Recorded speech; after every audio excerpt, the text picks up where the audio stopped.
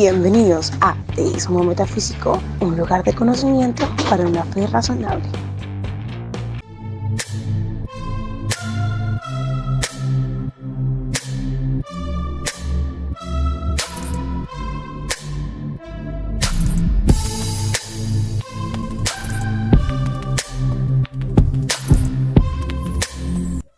Ahí estamos, Eva. Estamos. Genial. Bueno, ahora sí, formalmente. Sean todos muy bienvenidos en esta ocasión especial. Un nuevo conversatorio acá en Teísmo Metafísico. En esta oportunidad, el tema, el meollo del asunto va a ser hablar acerca del trilema de C.S. Lewis. Jesús, loco, mentiroso o hijo de Dios, en pocas palabras, ¿no? Tenemos a dos grandes invitados. En primer lugar está Zorro 1, Sebastián Papoto. Ya hemos tenido una conversación con él, también acerca del cristianismo, una conversación sumamente interesante que les recomendamos que vayan a verla ya en YouTube. Por otro lado, curiosamente, parece que Seba quedó satisfecho con ese tipo de intercambio que tuvimos y me propuso justamente conversar acerca del trilema de C.S. Lewis, que justamente se mencionó en aquella conversación. Por otro lado, también me va a estar acompañando un amigo, un colega, un apologista de Colombia llamado Joan Contreras. Él tiene su propio espacio llamado Opinión y Pensamiento.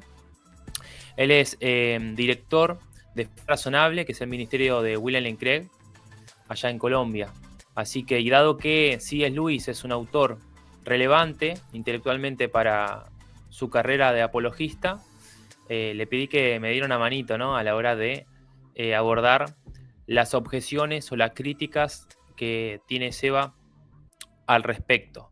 Así que, sin más, quisiera que Seba presente, a menos que quiera decir algo a modo de preámbulo, pero si no, te doy el ok para que compartas el PowerPoint. Vamos ahí. Ahí está. Bueno, Ahí está. arranco yo entonces. Bueno, nada, me presento, soy Sebastián Papoto, soy argentino, informático, tengo una carrera en filosofía que nunca terminé y soy participante asiduo de la Cantina del Ateo y de algún que otro espacio. Tengo un canal de TikTok también ahí, lo tengo medio abandonado. Y sí, ya hemos tenido una conversación sobre la importancia del cristianismo y por las fechas de Pascuas, y el formato me pareció bastante interesante. Yo soy obviamente amateur en todos estos temas, o autodidacta si se quiere, no tengo ninguna especialización. Pero bueno, me parece un tema interesante que se puede abordar de varios puntos. Y bueno, está buenísimo que esté Joan, que está más interiorizado, así que seguramente va a poder dar varias respuestas. Yo, a ver si puedo presentar esto y ponerlo en full screen. A ver, ahí está. Perfecto. Bueno, se me fue para adelante. Bueno, yo voy a hacer una presentación de cómo yo, a prima facie, cuando me encontré con el trilema de Lewis, mero cristianismo, y también, bueno, hay varios videos que tocan el tema, y me puse a pensar en esta cuestión de cómo juzgar la figura histórica de Jesús. Bueno, yo voy a dar una respuesta desde lo que llamo el principio de ponderación, ¿no? Bueno, acá hay una exposición del trilema según el propio Lewis. Esto, si presentaba alguno de ustedes primero, no, ya me lo iba a saltar, pero bueno, ya que me toca a mí abrir, es sencillamente la chocante alternativa o trilema, como dice Erwin Soto Espinosa en un paper sobre Lewis que está citado ahí abajo. Si quieren lo podemos leer para alguna persona que esté escuchando y no esté interiorizado. Claramente Joan y Sebas y yo, bueno, sí estamos interiorizados, pero esto lo plantea Lewis en una obra, en un libro que es Mero Cristianismo, que en realidad es una recopilación de una serie de charlas en la BBC que dio Lewis, si no mal recuerdo, y eso, bueno, con algunas acotaciones y correcciones del propio Lewis, se terminó publicando en un libro después, allá en 1940 y tanto, no me acuerdo si 45 o 47. Y en esa conferencia, en esa parte, Lewis lo que nos dice es que, y empiezo a leer, aparece un hombre que va por ahí hablando como si él fuera Dios, sostiene que él perdona los pecados, y todos podemos comprender que un hombre perdone ofensas que le han sido infligidas. Que si vos me haces algo a mí, yo te puedo perdonar, ¿no? Pero Lewis dice, ¿qué tenemos que pensar de un hombre a quien nadie ha ofendido, a quien nadie ha robado nada, que anuncia que él te perdona por haber pisado a otro hombre o por haberle robado a otro hombre su dinero? Necia fatuidad es la descripción más benévola que podríamos hacer de su conducta. Sin ninguna vacilación, Jesús se comportó como si él hubiese sido la parte principalmente ofendida por esas ofensas. Esto tiene sentido, dice Lewis, solo si él era realmente Dios. Y abro cita de vuelta directa. Lewis dice: estoy dispuesto a aceptar a Jesús como un gran maestro moral, pero no acepto su afirmación de que era Dios. Esto es una cita que hace Lewis dentro de su propio discurso, ¿no? Está como citando a algún interlocutor hipotético. Entonces Lewis dice: esto es precisamente lo que no debemos decir. Esta idea de que Jesús puede ser un maestro moral, pero no es Dios, para Lewis es inaceptable. Entonces dice: un hombre que fue meramente un hombre y que dijo las cosas que dijo Jesús, no sería un gran maestro moral, sería un lunático, en el mismo nivel de un hombre que dice ser un huevo escalfado. No sé qué es un huevo escalfado, a mí me suena un huevo duro. O si no, sería el mismísimo demonio. Es eso. Ah, es un huevo duro, Es perfecto. eso. Uh-huh. Ok. O si no, sería el mismísimo demonio. Tienen que escoger. O ese hombre era y es el hijo de Dios, o era un loco, o algo mucho peor. Ahí, bueno, es más largo el párrafo de Lewis, yo hice algunas acotaciones para no hacerlo tan extenso. Entonces, bueno, yo voy a tomar el trilema de Lewis tal como el propio Lewis lo plantea, ¿no? Voy a jugar totalmente en la cancha de Lewis, porque acá claramente hay un montón de objeciones que se pueden hacer, ¿no? Hay quien dice que en realidad no es un trilema, se agregan más opciones, si Jesús es Legend, le agregan, ¿viste? Eran todos con letras en inglés. Hay quien lo quiere convertir en un cuatrilema, hay quien lo quiere convertir en un quintilema, agregando a que a lo mejor Jesús fue un incomprendido y no podemos saber lo que él dijo cuando afirmó ser Dios. Pero bueno, la cuestión de si es imposible un maestro moral en alguna persona que tiene algún tipo de problema mental. Pero bueno, yo voy a evitar, porque si no se va a hacer muy extenso, y voy a tomar el trilema tal como lo plantea Lewis. Entonces acá me tomé la libertad de formalizarlo un poco para que quede más prolijo, ¿no? Acá lo que se va a estar discutiendo es Jesús creía ser Dios o Jesús afirmó ser Dios. Y honestamente, o sea, efectivamente él pensaba ser Dios, y ahí tenemos tres opciones lógicas. O bien P es verdadera, que voy a llamarlo escenario A1, o bien P es intencionalmente falsa, que voy a llamar intencionario B2, que es lo que Lewis cataloga como fraude, como el mismísimo demonio o como algo peor. Yo me voy a librar de esas denominaciones un poco como ofensivas, porque puede sonar un poco fuerte decir que Jesús era un fraude o algo peor que el mismísimo demonio. Yo voy a decir que en todo caso el escenario B2 es del P es intencionalmente falsa, o sea, Jesús sabe que no es Dios y por alguna intención lo afirma, y la otra es que P es no intencionalmente falsa, que voy a llamar escenario C3, que es lo que Lewis cataloga como el loco o como el huevo duro. Bueno, acá también hay una serie de cuestiones preliminares que hay que tomar posición antes de ponerse a discutir este trilema. El primero, obviamente, es el de la existencia de Dios. Si Dios no existe, o si uno se pone en una posición de ateo negativo, bueno, claramente Jesús no puede ser Dios porque uno no aceptaría a Dios. Yo ahí estuve en la duda hasta último momento si pararme en la presunción de agnosticismo o bien pararme en una asunción de teísmo. A prima facie me voy a parar en una asunción de agnosticismo, es decir, voy a aceptar la probabilidad, o mejor dicho, la posibilidad lógica y metafísica de que tal vez exista un Dios. Todavía no está definido, no se sabe. Puede ser que sí, que es posible, también puede ser que no. Porque adoptar cualquiera de las otras dos sería como ya empezar a tomar una posición, ¿no? Yo quiero ser lo más imparcial posible. Después está el problema de la definición de Dios. Yo ahí, para ahorrar, voy a pensar que como Jesús mismo pensaba, así que vamos a la propia narrativa neotestamentaria, Jesús afirmaba ser Yahweh, o sea, el Dios del Antiguo Testamento. Puntual y específicamente ese Dios, no el Dios del teísmo clásico, no el Dios del teísmo neoclásico, no Zeus, no Jesús afirmaba ser un Dios puntual, y ese Dios era Yahweh. Bueno, ahí está el tema de, yo me voy a quedar con simplemente Dios, no me voy a meter con el tema de si era el Hijo o si era la segunda persona, aunque Lewis claramente pensaba que sí, porque como anglicano creo que era trinitario, entonces era la segunda persona, pero quedemos con que Jesús era divino, Dios. Y tercero, claramente, el problema de la existencia de Jesús. Claramente, si uno es un mitista y piensa que Jesús no existió, bueno, no hay nada que discutir. Jesús no dijo nada porque no hubo Jesús.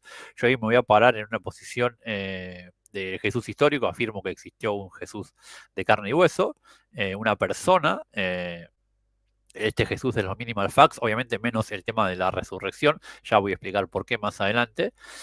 Y bueno, nada, voy a adelantar para no abrirlo tanto, pero quiero que quede claro que yo no estoy asumiendo a priori ninguna metafísica todavía, no estoy asumiendo el naturalismo, no estoy asumiendo ningún tipo de, ¿cómo decirlo?, ¿no? De sesgo, no me estoy cerrando en el punto de que, o sea, con respecto a lo sobrenatural también me paro en un agnosticismo. Puede ser que exista, puede ser que no me paro en ninguna todavía. Entonces, yo acá el enfoque que voy a tomar es, para el que no sabe, yo me considero empirista, entonces voy a partir de una división medio vieja en la filosofía que parte desde Leibniz, que es esta división entre, a la hora de hacer un juicio, lo que se conoce como relaciones entre ideas, que básicamente sirve para tratar problemas meramente lógicos, que no tienen que ver con cuestiones fácticas, y las cuestiones de hecho, que son precisamente todo lo demás, es decir, las proposiciones que tratan sobre el mundo, no meramente sobre relaciones lógicas. Como el trilema de Lewis, a hablar sobre algo que pensaba un personaje histórico, es una cuestión de hecho, una cuestión fáctica, entonces tenemos que irnos por ahí. Y ahí yo voy a tomar la postura así como empirista de que para formarnos juicios acerca de cuestiones empíricas tenemos que recurrir a la experiencia, que la experiencia es la mejor maestra, por decirlo así. Y también tomando una postura ya más cercana al empirismo británico, voy a decir que sobre cuestiones fácticas, sobre cuestiones de hechos, no hay juicios apodícticos. Es decir, toda decisión, toda postura a tomar es probabilística. Entonces yo no voy a venir a decir acá que es imposible que Jesús sea Dios, sino que voy a decir que es menos probable que los otros escenarios. Por decirlo así, mi tesis va a ser que B2 y C3 son más probables que A1, lo cual no significa que A1 sea imposible, solamente que es menos probable a la luz de lo que espero por explicar. Y basándome en, acá espero que me acompañen, tanto Sebas como Joan, en que un ser racional a la hora de tomar una postura elige siempre el escenario más probable antes que el menos probable. Por lo tanto, un ser racional debería descartar a uno por B2 o por C3, ¿no? Después quedaría investigar cuál de las dos es más probable y por lo tanto más racional a la hora de elegir. Voy a ahondar un poco más. Ay, qué asco, me quedó en todo en verde, porque bueno, ¿se lee bien? Eso no sé qué pasó antes, no estaba así todo en verde. Sí, capaz que sí, pero estaría bueno que lo digas más que nada por el público, sí, ¿viste? no. Que capaz que no Sí, puede llegar a leer. Igual yo voy a... Esperen que acá tengo alguna especie de nota. Ahí está. Bueno, para eso tengo que empezar a explicar la cuestión de, ya que hablamos de qué creer, o de en qué escenario creer, qué es esto de una creencia, ¿no? Ahí yo entiendo la creencia como una actitud proposicional, es decir, la preferencia de una idea por sobre otra. Entonces, creer en algo sería prestar cierto grado de asentimiento a un contenido proposicional, a un X, ¿no? Es decir, a una proposición o a la idea, al contenido de esa proposición. En grado mayor al que le prestamos a el resto de escenarios que están compitiendo. Entonces, si la creencia es cierto modo de representación, tenemos que ver de dónde emana esa creencia. O sea, mejor dicho, de dónde emana la confianza con la cual creemos en algo. Y ahí la respuesta, bueno, ya lo adelanté anteriormente, la experiencia es el fundamento de esa confianza que tenemos en tal o cual escenario, o en todos los escenarios en realidad, algunos por encima de otros. Y yo tengo la idea de que no podemos elegir totalmente de forma libre e indeterminada en qué creer. Es la experiencia como el cúmulo de las vivencias que tenemos de una serie de casos análogos a la hora de decidir, ¿no? En este caso, a la hora de decidir cualquier cosa, uno se funda en los casos análogos y similares que ha experimentado, y eso es lo que orienta nuestra predisposición, es decir, nuestras actitudes proposicionales. Esto es casi mecánico, no lo hacemos mediante ningún razonamiento consciente. Por ejemplo, si a ustedes les dejan una carta en el buzón de su casa y yo les doy una serie de opciones, la primera el cartero, la segunda un amigo que les quería dejar una carta, la tercera un perro maestrado, la cuarta un delfín, la quinta un extraterrestre y la séptima un ser interdimensional del universo de Lovecraft. Seguramente si yo les pregunto, ordénenme esta lista de las que ustedes consideran más probable a la que consideran menos probable, Recuerden que sobre cuestiones de hechos no hay imposibles, salvo que rompan el principio de no contradicción, todo es probable. Seguramente las van a ordenar en ese orden, salvo que justo estén esperando la carta de un amigo, entonces quizás el amigo pase a ser la opción más probable. Y ahí no operó ningún razonamiento. Cuando a uno le presentan ese tipo de series, es casi, diría yo, sentido inmediatamente. Opera de una manera tan rápida, tan mecánica, que sentimos ciertas proposiciones, por eso el tema de actitud proposicional, mucho más fiables, mucho más creíbles que otras. Pero bueno, acá me voy a ahondar un poquito, ¿no? Porque acá esto lo saco directamente de Hume. La cuestión de que no alcanza solamente con los casos particulares, con la suma de casos particulares para fundar una confianza sólida. Porque todo caso es experiencia del caso presente, ¿no? Nos proporciona confianza de lo que experimentamos, pero solamente de aquello que experimentamos. Entonces, está esta vieja pregunta de, bueno, yo ayer me comí un pan, ese pan me alimentó, ¿cómo ahora yo tengo otro pan? ¿Cómo sé que ese pan que me alimentó ayer, y el caso de ayer es válido solo para ayer, me va a alimentar hoy? Y la sumatoria de casos adolecería del mismo problema.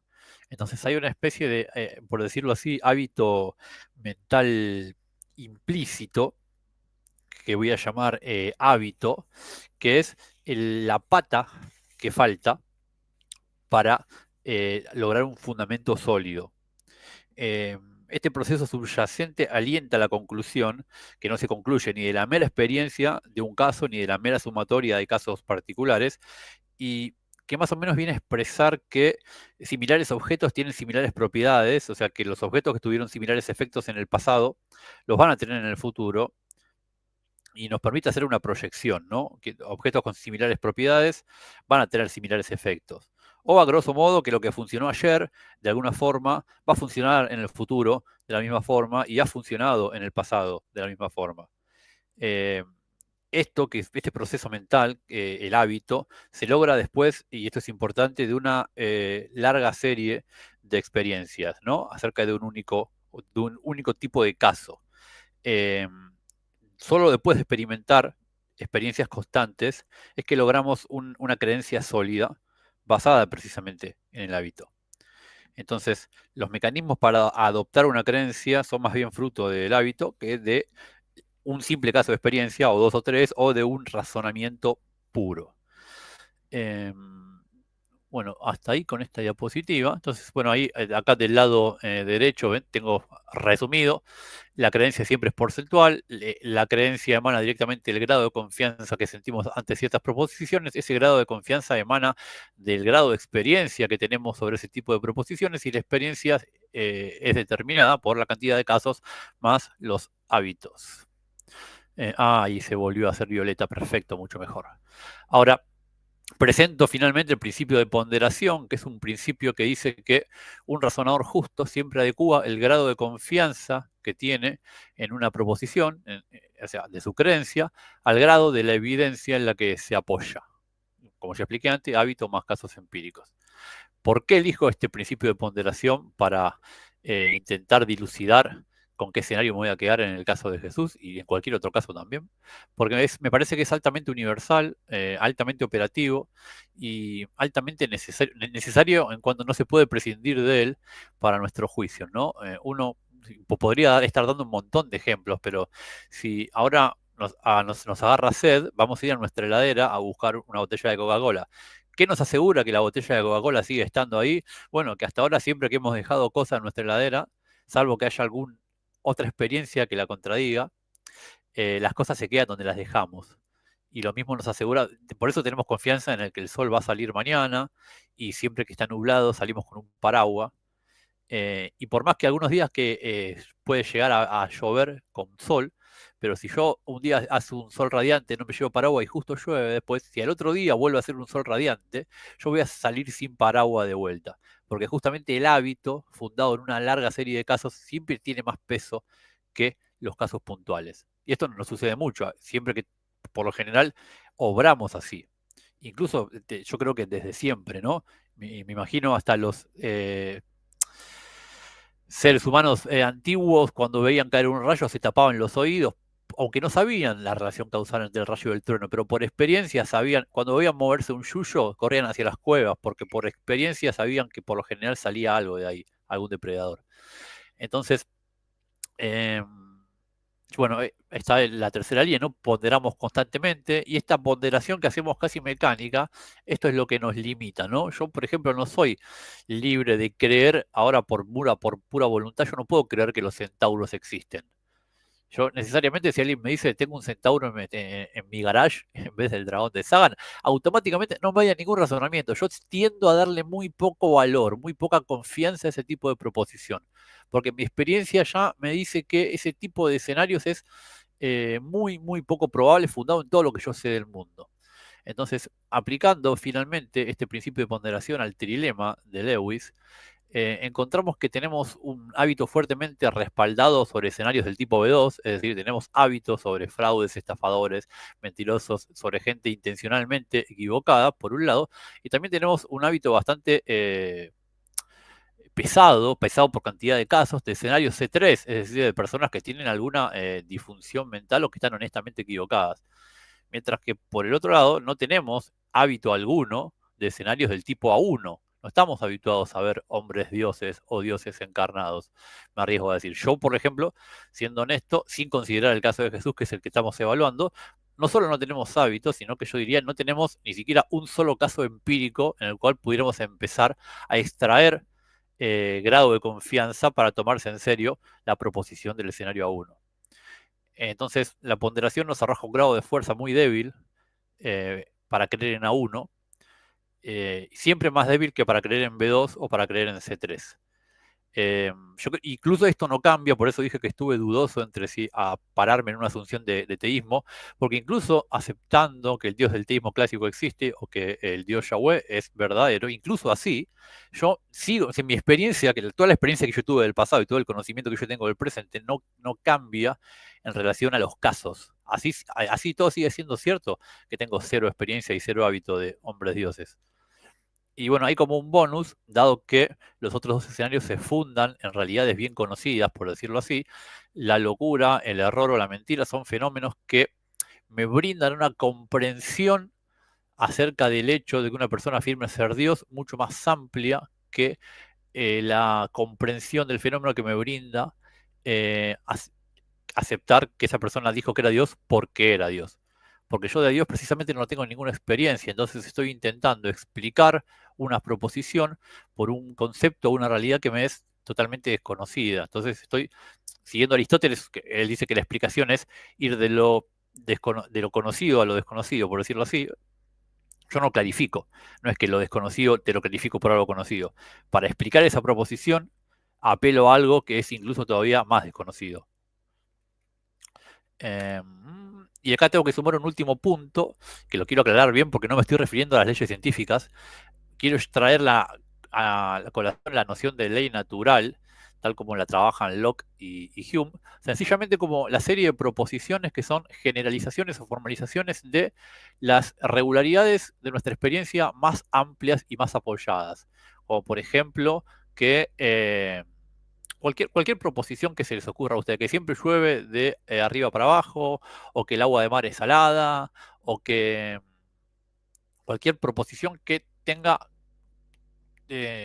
un 100% de casos a favor y ninguno en contra, ¿no? Como lo que dije, después del relámpago siempre viene el trueno. Este tipo de proposiciones, llamadas leyes naturales por estos empiristas británicos, tienen siempre, por definición, dado que expresan el grado más coherente y más pesado en cuanto a cantidad de casos, de regularidades de nuestra experiencia, tienen siempre el grado más alto de confianza, ya que están formalizando, por decirlo así, lo que nunca falla o lo que rara vez falla, ¿no? Ahí hay una diferencia entre probabilidad y prueba.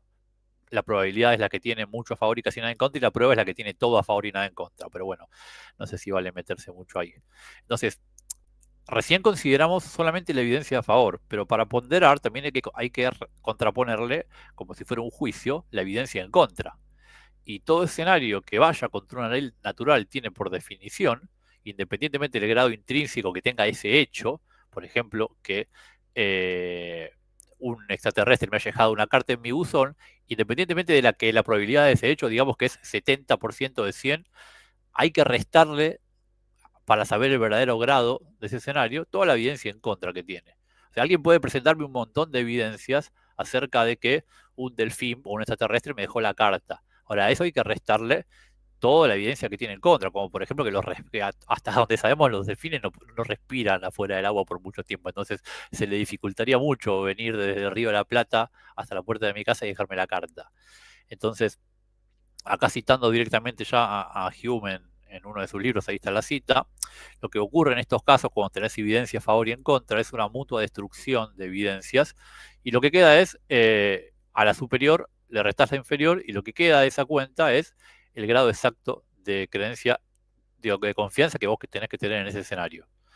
Entonces ahí yo creo que a uno queda menos favorecida, porque no solo no posee hábito, ni posee casos empíricos, sino que además va en contra de una buena serie de leyes naturales. Por lo tanto, queda de algún punto bastante mal parado. Y bueno, sería en grandes rasgos más o menos eso. Bueno, ahí hay una consideración, no sé exactamente qué van a exponer ustedes, pero yo viendo defensas de apologetas importantes sobre este tema, noto que las defensas que intentan hacer se apoyan de alguna manera en el principio de ponderación, porque justamente las estrategias que yo veo es intentar demostrar, mediante análisis hermenéutico de citas bíblicas, o mediante utilizando la historia, utilizando la psicología, utilizando alguna ciencia, la improbabilidad de los escenarios B2 y C3, ¿no? Es altamente improbable que Jesús haya sido un demente, es altamente improbable que Jesús haya sido un estafador, y para esto se presentan argumentos diversos.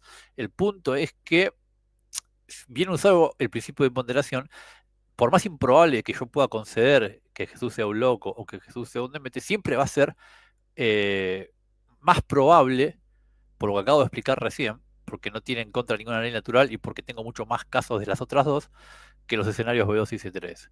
Entonces, eso sería un poco la exposición. No sé si cuánto tiempo me queda. Si tengo 3 minutos más, presento un contraejemplo que tengo para intentar mostrarles cómo no tengo ningún tipo de saña ni de sesgo, sino que es la manera general en la que yo razono, ¿no?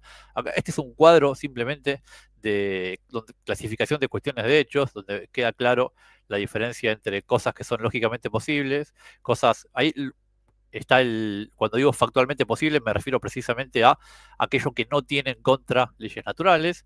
Y por último, lo probable o más probable, que no solo es lo lógicamente posible, no solo no contradice ninguna generalidad muy fuerte acerca del mundo, fundada en nuestra experiencia, y sino que además tiene un cuerpo de evidencia específico que nos lleva a elegir ese escenario descartando el resto. Por ejemplo, que San Martín cruzó los Andes, eso sería algo muy probable, que los rusos ganaron la batalla de Stalingrado, eso también, que Biden le ganó a Trump. Después, cosas factualmente posibles que no contradicen generalidades. Bueno, que mi mamá fue presidente, eso no contradice ninguna ley natural. Lo que sucede es que no tiene nada de evidencia a favor. Que Franco perdió la guerra civil, eso tampoco contradeciría.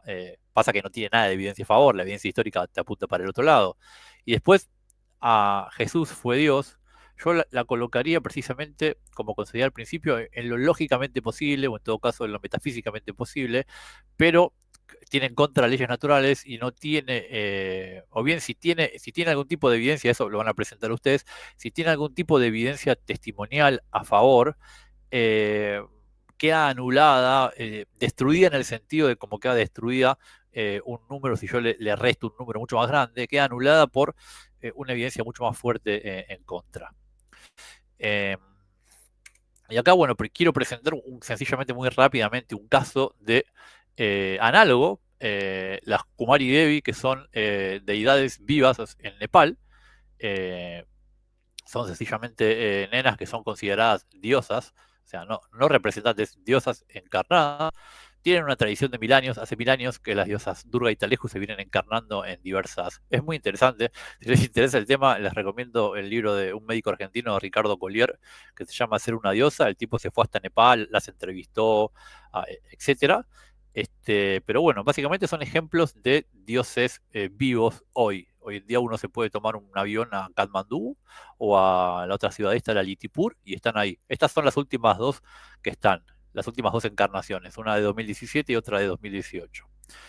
Entonces yo apliqué el principio de ponderación a este caso, tomé a una de las dos, a Nijira Bajraracha, de ahora en más Nijira simplemente por impronunciable, y hice este cálculo, ¿no? Le sumé hice ahí una evidencia comparativa con los tipos de evidencia que yo considero que hay para el caso de Jesús y también para el caso de esta chica, ¿no? Ambos afirman ser una divinidad, a ambos se le atribuyen milagros, ambos se le atribuyen capacidades sobrenaturales, ambos están dentro de un contexto, una tradición religiosa, ambos tienen testimonios escritos a favor. Testimonios en contra, Jesús tiene algunos tardíos, como los de Celso, los del emperador Juliano, los del Talmud de Babilonia de los hebreos. Nijira puse no entre signos de pregunta porque quiero ser honesto, yo no encontré ninguno, pero claramente debe tener detractores también. Pasa que yo no estoy tan metido en el tema, tiene mucho menos atención que el caso de Jesús. Pero Jesús no tiene ni testimonios contemporáneos, porque claramente el caso de Jesús ocurrió hace 2024 años, y Nijira sí tiene testimonios contemporáneos, de hecho puede ir uno mismo, y también tiene otro tipo de evidencias un poco más, si se quiere, fuertes desde el punto de vista de Tilot, son como evidencia fotográfica, evidencia visual, registros, etcétera, y tiene acceso directo a su persona, cosa que es muy, muy importante. No tenemos a ningún mitista marginal diciendo que Nijira Bajraracha no existe. De Jesús sí hay algunos que son muy marginales, pero bueno, está, ¿no? Hay gente que hasta se atreve a dudar de que existió. Y claramente son el centro de un culto y presiden ritos, son la figura religiosa central. Entonces, así todo, con toda esta evidencia que hay a favor de Nijira, yo hago este cálculo que tengo del lado izquierdo y no me convence para nada. O sea, si tuviera que aplicar el trilema a esta nena Kumari y tuviera que decir que es una farsante, que está demente o que realmente es una diosa, instantáneamente me inclino brutalmente a pensar que esta nena es una nena en la India, que está ahí, que las creen que es una diosa, pero que claramente no lo es. Y yo creo que cualquier persona imparcial va a tender en este caso de Nijira, a pensar que claramente no es una diosa, que le están considerando diosa por cuestiones o políticas o religiosas, que es una tradición que se puede respetar, que está perfecto, pero no nos convence con todos los testimonios que hay que es una diosa. Y si esto es así para el caso de Nijira, también debería ser así para el caso de Jesús, y en mi caso lo es. Así que bueno, eso aquí concluye la presentación, ¿no? Yo claramente a los evangelios le concedo el mismo grado de fiabilidad que a cualquier otra fuente histórica. Para mí no son ni más ni menos confiables que Tácito, ni más ni menos confiables que Marco Aurelio, ni más ni menos confiables que cualquier otra fuente antigua, y no me quiero meter en criterios históricos porque tampoco es mi campo, pero sí he leído algunos libros de introducción a la metodología de la historia y se parte del criterio de sospecha. Yo le voy a dar todo el valor que se meten como fuentes históricas a los evangelios, pero no hago ningún caso especial. Entonces, son fuentes del pasado que nos cuentan cosas. Hay que ver qué nos dicen y cómo juzgarlas sobre todo. Yo claramente aplico justamente el principio de ponderación para todas las fuentes. Y para todo lo que está en el Nuevo Testamento que se dice de Jesús, aplico precisamente el principio de ponderación para ver si realmente puedo creer en esas proposiciones o más bien tengo que explicarlas de otra manera. Y ahora sí que eso es todo, no tengo más nada en cuanto a la presentación. Tengo alguna cosita más, pero ya llevo hablando no sé cuánto. Me pasé un poco, Seba, ¿no? Te había dicho 10 minutos y...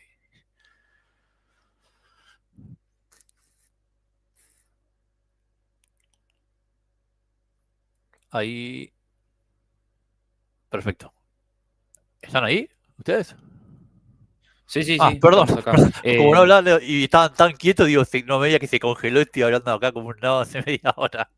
No, porque estaba queriendo sacar la presentación para ya empezar a interactuar.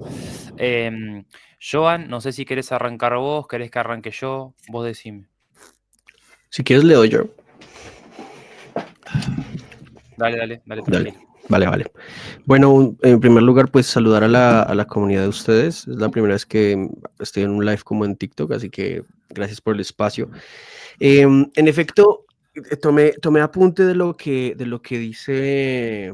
¿Te digo Zorro o te digo Sebas? ¿Cómo quieres? Como quieras, la verdad que en los debates y todo me dicen zorro, pero en el resto de mi vida me dicen Seba, como te sea más cómodo, Joan. Seba. Zorro, Seba. Seba.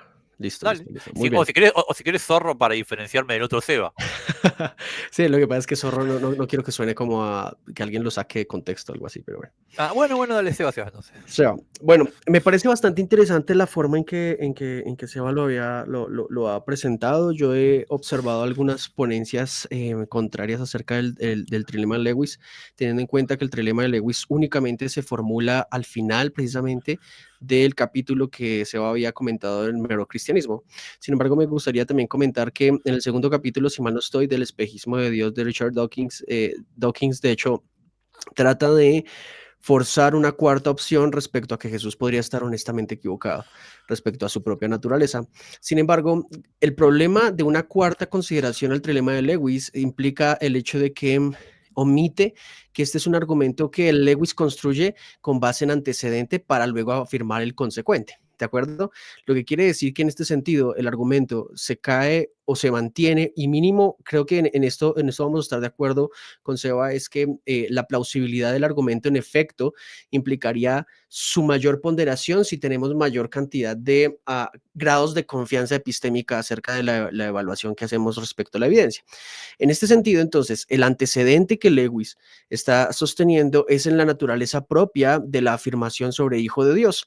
Sin embargo, me gustaría hacer una claridad en la afirmación de Hijo de Dios porque no podemos dejarla solamente como mero Hijo de Dios en un entendido anglosajón, que en efecto es el que derime en nuestra conciencia occidental, sino que además de eso tenemos que hacer un paneo judaizante. Cuando Jesús, y en el sentido bíblico, cuando se habla del Hijo de Dios, se habla de una autocomprensión de Jesús que está dividida principalmente en el hecho de que Jesús reiteradamente usa figuras teológicas que para los judaizantes presentes eran bastante recurrentes. En este sentido, hijo de Dios, cualquiera podría decir que es un hijo de Dios. Por ejemplo, un loco podría decir que es el hijo de Dios, como bien se ha visto en algunos casos en sectas cercanas, pero no vamos a encontrar que de hecho la figura del Hijo del Hombre, que es la favorita de Jesús, más citada por más de 57 veces por parte de Jesús, sea principalmente una igual que podamos ponderar a los casos que tengamos actualmente.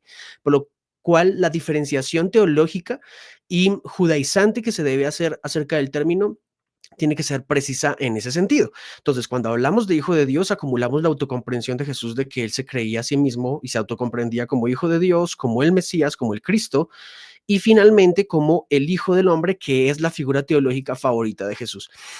Favorita en el sentido de que hacía precisamente una retoma y una reseña y podríamos decir, una citación de los textos rabínicos y los textos de la Torá judía. Por lo tanto, cuando hablamos de Hijo de Dios, no solo podemos, para que hagamos la claridad, que el caso tiene que solamente quedarse en el hecho de Hijo de Dios. Cualquiera podría llamarse Hijo de Dios. De hecho, los cristianos aseguramos que somos hijos de Dios, pero eso no nos pone en la figura teológica, por ejemplo, de Hijo de Hombre.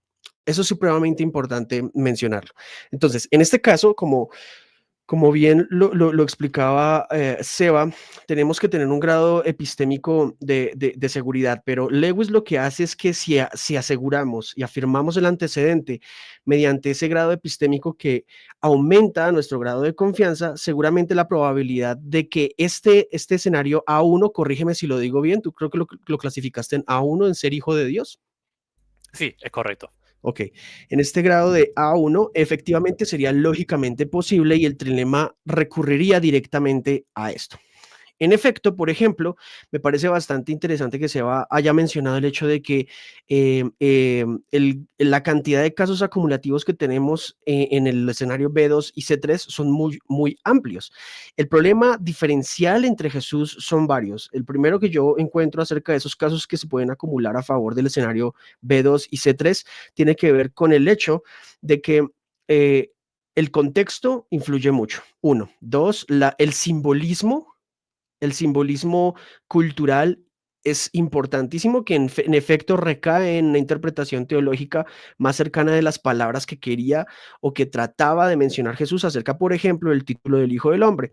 Y en tercer lugar, que en efecto podríamos diferenciar psicológicamente hablando que la afirmación de Hijo de Hombre o Hijo de Dios de Jesús es teológicamente diferencial a la afirmación de Hijo de Dios de un sectario de hoy. Por ejemplo, si yo mismo me presentara ante ustedes como el Hijo de Dios, el Cristo, el Hijo del Hombre, tendríamos que, en efecto, contextualizarnos en qué sentido estamos hablando teológicamente. Por esa razón, creo que la autocomprensión teológica de Jesús y en el caso histórico tendría mucha más preponderancia acerca de la evidencia a favor de que Jesús tendría mucha más coherencia epistémica en cuanto a la cantidad de confianza razonable que tendríamos acerca de la provisión teológica del contexto del Hijo de Dios. En segundo lugar, que obviamente tendríamos que reforzar el antecedente para afirmar el consecuente respecto a la cantidad, no solamente del testimonio extrabíblico, que no sería solamente la confiabilidad de los evangelios, sino que además la calidad del dato mismo. Por ejemplo, citando uno de los varios criterios históricos acerca de estas situaciones, podríamos citar el de diversidad.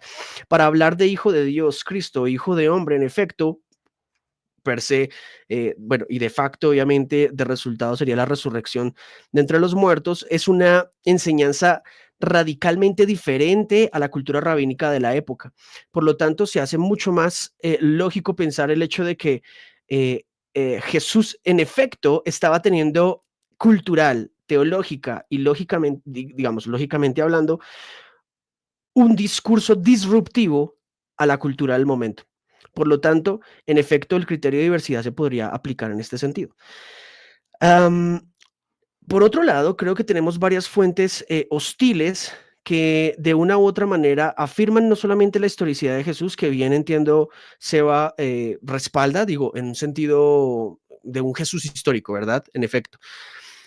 Las fuentes hostiles, en todo caso, que no son plenamente fuentes cristianas o creyentes en este sentido, y aparte de eso, las fuentes extrabíblicas que pueda que no tomen partido a eso, tendríamos entonces las otras fuentes que son las fuentes hostiles, por ejemplo, el mismo Talmud y otros relatos, por ejemplo, que tenemos aparte de estos. Quisiera reforzar un poquito más el hecho de que la confiabilidad epistémica acerca del escenario A1 también aumentaría, por ejemplo, con digamos, una cuñita que yo diría ahí son las creencias propiamente básicas de Plantinga. En efecto, si bien la conversación no tiene que ver directamente con la existencia de Dios, si un teísta, en efecto, afirmara que Dios existe, afirmaría la posibilidad de que dichas intervenciones, por ejemplo, singularidades en el espacio-tiempo podrían ser posibles. Lo que afirmaría el cristianismo en este sentido es que es lógicamente posible pensar que Dios se haya presentado ante la historia y haya ingresado en el espacio-tiempo en la forma de un ser humano que a su vez se identificara como Dios en el término judaizante y en el contexto como bien lo he mencionado en este sentido. Por lo tanto, y el principio de ponderación que está bastante bien ilustrado por Seba, me parece que si lo vemos desde ese punto de vista, la balanza podría también empezar a darse vueltas, sobre todo con las diferentes variables que acabo de mencionar. Obviamente hay una específica de la cual no creo que hablemos o profundicemos mucho, que en efecto es el testimonio puntualmente del Espíritu Santo, que en este sentido pues no es algo que vamos a profundizar, pero el cristiano afirmaría en todo caso que ese testimonio implicaría una experiencia cercana a dicha verdad teológica en cuanto a Jesús siendo Hijo de Dios. Por lo que, digamos, sin aportarla tanto al grado epistémico, porque entiendo la subjetividad que esto podría mencionarse en cuanto a la experiencia, me parece que la experiencia en un grado epistémico requiere necesariamente, tal como Seba bien lo había dicho, un grado de razonabilidad y favorabilidad respecto a otras fuentes. Yo propongo, por ejemplo, que no sean solamente la confiabilidad de los evangelios como textos históricos, sino también los extrabíblicos y las fuentes hostiles. Por lo que argumentaríamos, en efecto, que epistémicamente la creencia final acerca de que Dios se materializó en Jesús y por lo tanto es Hijo de Dios y Dios mismo, es lógicamente posible cuando dividimos la balanza en las diferentes vertientes que acabo de mencionar. Para finalizar, simplemente me gustaría de pronto, pues no sé si hablé muy rápido, me disculpan, es que cuando tengo la idea me gusta entregarla lo más pura posible. me gustaría agregar que en efecto, y creo que Seba ha mencionado algo bien interesante desde el principio, y es el mismo problema que tiene Paula Fredriksen, o mínimo la misma objeción que tendría Fredriksen, en el efecto de que el problema, digamos, está en el credo respecto a la resurrección, que en efecto, si Jesús no resucita entre los muertos, no existe tal cuestión como cristianismo en palabras de Pablo, el apóstol. Pero Paula Fredriksen menciona lo siguiente, y si ustedes me lo permiten, pues me gustaría directamente citarla a ella en su trabajo, porque creo que aporta bastante a la perspectiva. Paula Fredriksen dice lo siguiente: sé que en sus propios términos lo que vieron fue a Jesús resucitado. Eso es lo que dicen. Y luego toda la evidencia histórica posterior que tenemos da testimonio de su convicción de que eso es lo que vieron. No estoy diciendo que realmente vieron al Jesús resucitado. Yo no estaba allí, dice ella. O sea, hace un aporte respecto a su digamos, precaria evidencia empírica de alguna manera. Yo no sé lo que ellos vieron, pero sí sé como historiadora que deben haber visto algo. Recordemos que Paula Fredriksen habla en términos desde el escepticismo histórico, de hecho, de la duda que plantea al respecto. Pero en general, cuando observamos el caso de Jesús y puntualmente el trilema de Lewis, y lo observamos desde la variabilidad, en efecto, de la inmersión de varias otras cuestiones acerca del contexto, el contexto teológico en el cual se habla de Hijo de Dios, no es propiamente un contexto plenamente anglosajón y en términos occidentales, sino que de hecho, si vamos directamente a la terminología, encontraremos que hijo de hombre sería el más apropiado. Evidentemente Lewis habla de hijo de Dios porque en efecto es entendible en términos religiosos para la cristiandad. Pero si queremos ser exactos teológicamente hablando, podríamos, por ejemplo, acuñar el Mesías y el Hijo de Hombre, que en efecto me parece que fortalecen un poco más el contexto teológico en el cual Lewis trata de fortalecer el trilema. Entonces, bueno, creo que yo ahí dejo mi intervención.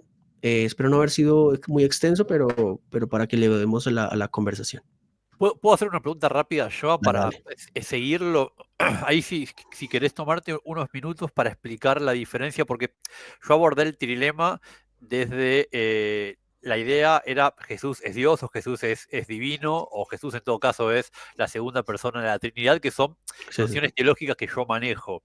Ahora, si querés explicarme qué connotaciones tiene ser el Hijo del Hombre, el Mashiach también entiendo. Ahora, ¿qué vendría a ser? Porque sí, sé que Jesús lo dice muchas veces, eso de que es el Hijo del Hombre, pero la verdad que no estoy muy entendido en qué significa, qué conlleva ser el Hijo del Hombre. Ok, bastante. Esa es una muy buena pregunta. De hecho, creo que fortalecería un poquito la conversación en ese sentido. Y te agradezco la pregunta que haces. Jesús constantemente, y es una de las cuestiones que más de hecho destaca a Jesús, es que el título del Hijo del Hombre para nosotros, curiosamente en Occidente, generaría una confusión si no conocemos el trasfondo teológico, ¿verdad? Pero Jesús constantemente está citándose como hijo de hombre y comprendiéndose como hijo de hombre como una figura teológica del Antiguo Testamento que aparece directamente en Daniel capítulo 7. En Daniel capítulo 7 aparece una figura, curiosamente, que irrumpe en un escenario súper digámoslo en términos del Monsterverse, si a alguien le gusta el Monsterverse como a mí, súper épico, súper titánico, en donde Dios, como anciano de días, está en medio de la creación y multitudes de personas, y las figuras que aparecen son una serie de bestias en donde Dios asesina con su poder algunas y una sola queda viva. Y luego en el pasaje al final del capítulo 7 aparece solo un verso en donde se habla y apareció una figura como la del Hijo del Hombre a la cual se le fue entregado los dominios, el poder y los reinos en todo caso. Esta figura del Hijo de Hombre es de hecho la figura que más Jesús usa en el Nuevo Testamento porque en términos judaizantes esta figura reencarna no solamente como Hijo de Dios propiamente, sino de hecho como la figura preexistente del Mesías que habría de venir. Entonces, en ese sentido, es que Jesús habla de hijo de hombre. Por eso hago la distinción, ¿no? Porque evidentemente cuando hablamos en términos occidentales de hijo de Dios, cualquiera podría comprenderse como hijo de Dios. Pero el problema está en que Jesús, si bien se comprendía como hijo de Dios, el título favorito era hijo de hombre. Por lo que en el mismo sentido teológico se refuerza un poco más la desdiferenciación. Creo que eso lo aclara un poco. Sí, igual justo iba a retomar esta idea que vos planteaste, Joan, como para traer más claridad, ¿no? Porque, Claro, Joan, bueno, vos no lo conocés mucho, Zorro, pero Joan cuando arranca boom, con todo, ¿no? Y tiene un montón de data, ¿no? Y tal vez uno, en el discurso de Joan, que procura ser intenso más que nada porque tiene mucha información que dar, capaz que uno se perdió, ¿no? Entonces, quisiera como retomar un poco el discurso de Joan para concentrarme o enfatizar ciertos asuntos que creo que Joan quiere enfatizar. Y sería lo siguiente. Uno podría preguntar, y de hecho, por ejemplo, Puc, Seba Rodríguez, me lo planteó en privado, ¿no? Él me dijo, no, yo directamente, pues lo invité, dije, bueno, si tantas ganas tenés de conversar conmigo, sumate. Me dijo, no. Lo que Sí, pasa es que para mí el trilema de C.S. Lewis ya arranca porque yo ya tengo que aceptar que Jesús afirmó ser divino, ¿no? De hecho, la forma en la que yo actualmente presento el trilema de C.S. Lewis sería bajo dos suposiciones. En primer lugar, suponiendo que, uno, Jesús es un personaje de la historia, y dos, suponiendo que Jesús como personaje de la historia afirmó ser divino, y acá es donde se da el trilema. Hay tres opciones. O Jesús es un mentiroso, o Jesús es un loco, o Jesús es quien dice ser, que es el Hijo de Dios, ¿no? Bueno, pero supongamos que uno quiere como justificar un poco este asunto, ¿no? De Jesús afirmó ser divino. Entonces, acá hay dos grandes tácticas, digamos, para probar que Jesús afirmó ser divino. Una forma sería de forma explícita, y la forma explícita por excelencia sería apelar a los títulos cristológicos que Jesús aplica sobre sí mismo, ¿no? Que sería, por ejemplo, el título Mesías, el título Hijo de Dios, y acá es donde Joan enfatiza el tercer título, que vendría a ser el Hijo del Hombre. Lo curioso de este título, el Hijo del Hombre, es, bueno, son varias cosas. Por ejemplo, los que cuestionan los evangelios como documentos históricos proponen por así decirlo, un criterio de autenticidad, ¿no? Aunque dicho con más rigor, en realidad más que criterio de autenticidad tendríamos que hablar de indicaciones de autenticidad, o dicho de otra forma, señales de credibilidad. Por ejemplo, una de esas indicaciones o señales de credibilidad sería lo que Joan mencionó, que es el asunto de diferencia. ¿Qué significa eso de diferencia? ¿No? Como que no te dice nada la frase. Pero lo que significa es lo siguiente. Cuando en los evangelios aparece algo que es distinto de lo que los judíos vienen creyendo, pero que al mismo tiempo es algo que posteriormente en la reflexión cristiana no aparece, entonces eso se puede adjudicar al Jesús histórico. Por ejemplo, el título El Hijo del Hombre. Acá cabe enfatizar lo siguiente. Jesús no es que dijo que él era un hijo del hombre, sino que él era el hijo del hombre. Entonces, esto es importante porque Jesús utiliza un término definido, un artículo definido, perdón, que sería el hijo del hombre. Y cuando Jesús utiliza ese título, como bien dice Joan, está haciendo referencia a ese capítulo de Daniel, capítulo 7, que en pocas palabras es un pasaje escatológico, es decir, esta figura del Hijo del Hombre vendría a ser algún tipo de figura celestial que aparece en el fin de los tiempos, en el escenario en donde Dios está instituyendo un juicio final hacia las naciones y hacia todo el mundo. Y a esta figura celestial se le otorga el reino, la gloria, la honra. Entonces, desde la perspectiva del Antiguo Testamento vendría a ser algún tipo de anomalía, ¿no? Algo así como, por ejemplo, una anomalía semejante al ángel de Jehová, por ejemplo, ¿no? Una anomalía como que, por mencionar, ¿no? El ángel de Jehová es una anomalía en el sentido de que se dice que es un ángel, sin embargo, habla y actúa como si fuese Dios. Entonces, desde la perspectiva del Antiguo Testamento sería una anomalía. Claro, nosotros que apelamos que el Nuevo Testamento es la revelación que continúa el Antiguo Testamento, nosotros podríamos alegar, pero ese es Jesús preencarnado, diríamos nosotros desde nuestra perspectiva, ¿no? Ya más trinitaria. Bueno, desde la perspectiva, de nuevo, del canon cerrado del Nuevo Testamento, tiene todo el sentido del mundo hablar de esta figura extraña que parece que actuaría como Mesías porque recibe el reino, pero al mismo tiempo también se da la gloria, la honra y el honor que supuestamente el Dios del Antiguo Testamento es muy celoso de preservar para sí mismo. Entonces, cuando Jesús utiliza el título El Hijo del Hombre autorreferencialmente, ahí no cabe duda de que Jesús está alegando divinidad. Ese es el punto. Esa es la insistencia de Joan en cuanto a este título del Hijo del Hombre, que por un lado cumple con esta indicación de autenticidad o credibilidad, y por otro lado ofrece un reclamo radical de parte de Jesús. Es decir, por supuesto, en el siglo I había muchas personas que pretendían ser el Mesías. Sin embargo, el reclamo distintivo de Jesús es que no solamente alega ser el Mesías esperado de Israel, o sea, el Mesías judío, por así decirlo, sino que Jesús, sabiendo que el entendimiento de aquella época era que el Mesías que estaban esperando era algún tipo de liberador político, que quería sacar supuestamente a Israel del yugo romano, Jesús no utiliza abiertamente el título de Mesías, porque si no tendría todas las connotaciones políticas. Entonces Jesús lo que hace es utilizar esta figura más ambigua, si se quiere, pero de alguna forma también revelando su divinidad. Yo mencioné que esa es la estrategia explícita, los títulos cristológicos, pero luego también hay una estrategia implícita que sería por medio de la enseñanza de Jesús y por medio del comportamiento de Jesús. En cuanto a la enseñanza, es la predicación del reino de Dios, que Jesús enseña con autoridad, que Jesús hace cosas que, según el entendimiento judío, solo Dios puede hacer, como por ejemplo, el perdón de los pecados, ¿no? Que vos mencionaste en esa cita de mero cristianismo.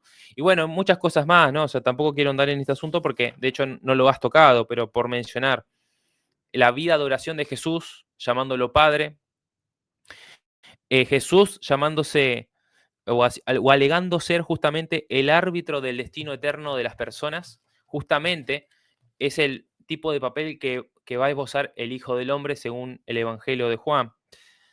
De nuevo, este título posteriormente no se utiliza teológicamente por los cristianos, por lo tanto nadie puede alegar que esto fue introducido posteriormente o añadido posteriormente por cristianos, porque de hecho justamente los cristianos no han reflexionado profundamente en esos primeros siglos, digamos, acerca de la importancia que tiene este título del Hijo del Hombre. Y otra cosa, justamente, para cerrar este asunto del Hijo del Hombre, es que aparece más de 80 veces en la boca de Jesús, según los evangelios, y aparece solamente una vez fuera de los evangelios y aparece en Hechos de los Apóstoles, capítulo 7. Por lo tanto, en las cartas apostólicas no aparece. Eso nomás para indicar, digamos, que es un texto que merece ser creído en ese sentido, ¿no? Por otro lado, vos mencionabas acerca de la probabilidad. Seba hablaba acerca de la probabilidad, ¿no? Bueno, justamente Joan menciona lo siguiente. Si en esa ecuación de que le añade más probabilidad a una proposición, ¿no? Añadimos lo siguiente. Vamos a añadir mi propia cosmovisión. Si yo creo en Dios y por lo tanto considero que los milagros son posibles, eso también lo que va a hacer es añadir más probabilidad a la cosa en sí. Ahora, si yo niego justamente que los milagros sean posibles y si también niego que Dios exista, por supuesto que la probabilidad va a disminuir. Eso es evidente, ¿no? Entonces, por eso Joan mencionó ese asunto. Por otro lado, el reclamo radical de Jesús tampoco se da en un vacío. Justamente vos sabés, y esto lo hemos hablado, Zorro, de hecho, probablemente tengamos una conversación aparte sobre este asunto, que es el tema de la resurrección. Supongamos que yo pueda establecer argumentativamente que Jesús resucitó de entre los muertos. Bueno, si añadimos ese hecho, o sea, voy a añadir dos hechos, ¿no? Voy a añadir varias cosas. Yo creo en Dios, creo en la posibilidad de los milagros, identifico puntualmente que ha ocurrido un milagro que sería la resurrección de Jesús, pero además yo digo que Jesús reclamó ser divino. Ese reclamo no aumentaría en su probabilidad de ser creído justamente al añadirle el hecho probado argumentativamente de la resurrección. ¿Qué significa esto? Vos, obviamente, Zorro me va a decir, bueno, listo, dale, probá ese tema y te concedo que tal probabilidad va a aumentar. Lo que quiero decir es que el trilema no se puede analizar en un vacío, y era un poco lo que también Joan estaba hablando, ¿no? No se puede analizar, primero, no se puede analizar en un vacío cosmovisional, porque de hecho, vos dijiste, y yo sé que sos sincero en lo que decís, ¿no? Lo que pasa es que yo digo que en la práctica es imposible. Vos decís, yo me voy a acercar a este asunto de la forma objetiva, neutral, imparcial. Sin embargo, acto seguido, introducís los presupuestos filosóficos de la epistemología de Hume, o sea que en ese sentido no te acercás neutralmente. Ahora, cuando nosotros nos acercamos al trilema de C.S. Lewis, por supuesto, nosotros no es que vamos a dejar de lado nuestra cosmovisión. No, nosotros, una persona que se acerca con una cosmovisión, digamos, meramente teísta, y bueno, es más probable que considere los reclamos radicales de Jesús a Seba, que se mantiene agnóstico respecto a la existencia de Dios, ¿no? Entonces, primero, tu cosmovisión sí va a influir en la probabilidad mayor o menor de los reclamos de Jesús. Pero en segundo lugar, está el asunto de que los reclamos radicales de Jesús se tienen que analizar en su propio contexto. Vos mencionaste al final de tu diapositiva a una niña que es adorada o reconocida o homenajeada o respetada como si fuese una diosa. Sin embargo, yo creo que el caso no aplicaría para Jesús, por varias razones. Primero, porque Jesús reclama ser divino en un contexto monoteísta. Así que ya de base no puede competir con Jesús. Segundo, Jesús es un adulto que está reclamando sobre sí mismo divinidad. O sea que tampoco aplicaría, porque por lo que yo veo, tal vez no sea el caso, pero por lo que yo intuyo, esas niñas nacen y ya la gente los considera dioses, mientras que Jesús reclamó sobre sí mismo tal cosa. No es que nosotros pensamos que debe ser un dios, sino que Jesús reclamó divinidad para sí mismo.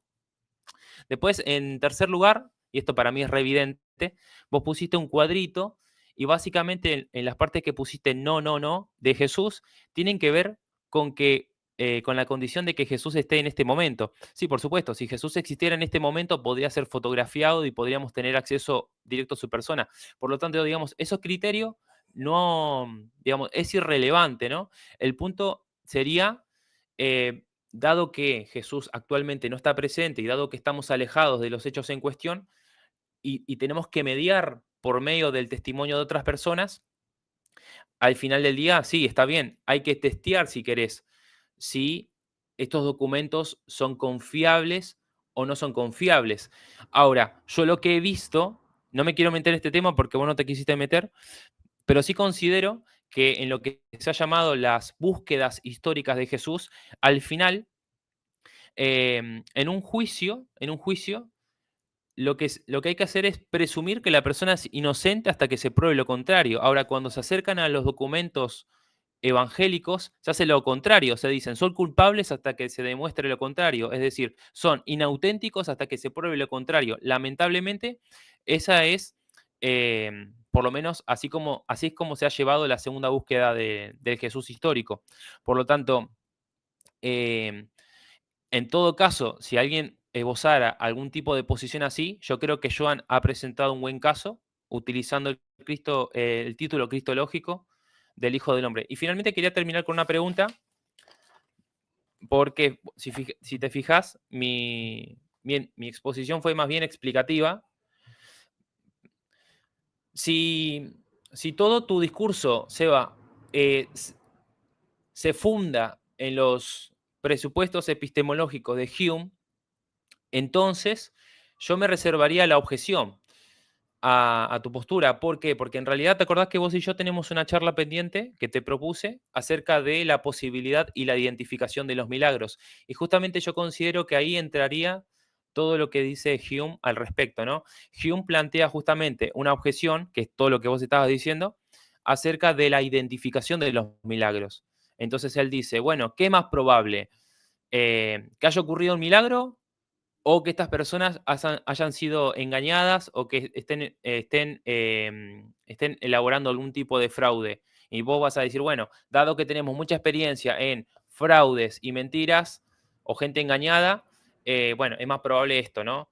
Y si vos alegas algún tipo de milagro, tenés que superar toda esta evidencia digamos, todos estos casos acumulativos. Bueno, si digamos, si esa es tu estrategia, yo prefiero reservarme mi respuesta justamente para esa ocasión que podamos debatir acerca de la posibilidad e identificación de los milagros que creo que va por ahí. Y finalmente, te quería preguntar, porque no sabía que ibas a tomar esta decisión, pero al final del día, según tu opinión, digamos, o tu observación, primera pregunta, ¿el trilema de C.S. Lewis es válido o no? Primera pregunta. Dos, supongamos que es válido. ¿Qué opción escogerías? ¿Jesús es un loco, un mentiroso o es quien dijo ser?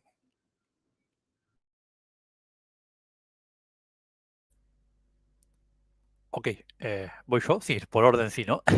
Bueno, a ver, voy a empezar de atrás para adelante, o sea, de lo último que dijiste hasta lo primero porque queda más fresco. Yo creo que el trilema de Lewis sí es válido, es decir, me parece que más allá de que haya otros autores que hayan presentado un cuatrilema o lo que dijo Richard Dawkins, no estoy de acuerdo, Dawkins es un buen biólogo pero muy mal filósofo, debería dedicarse a lo suyo que es la biología. Bueno, oye, pero eres de los únicos que te escucho eso. Se nota que eres bastante objetivo. Eres de los Pésimo, pocos es que te escucho pésimo eso. como filósofo, pésimo. Bien, Después de lo bien. que dijo de las 5 vidas, debería llamarse a silencio por el resto de su vida hasta que no salga un doctorado en filosofía. Pero bueno, es a veces lo que pasa con estos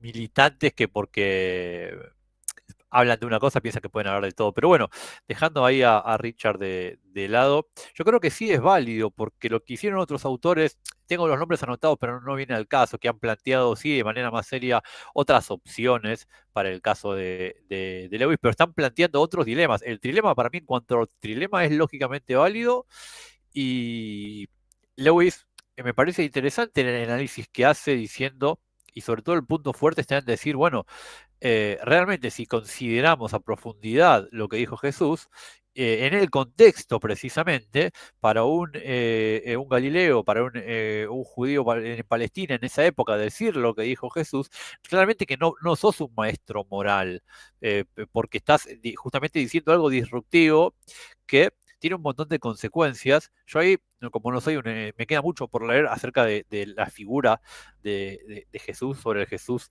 teológico, por decirlo así. No sé si afirmó o no afirmó ser el Mesías, si llegó a afirmar ser el Mesías, creo que en algunos pasajes usa la palabra, claro, eso tenía una importancia, un contexto enorme, eso se lo escuchaba decir algún centurión romano y tenía un problema porque ser el Mesías implicaba un montón de cosas. Así que yo creo que sí, el problema es válido.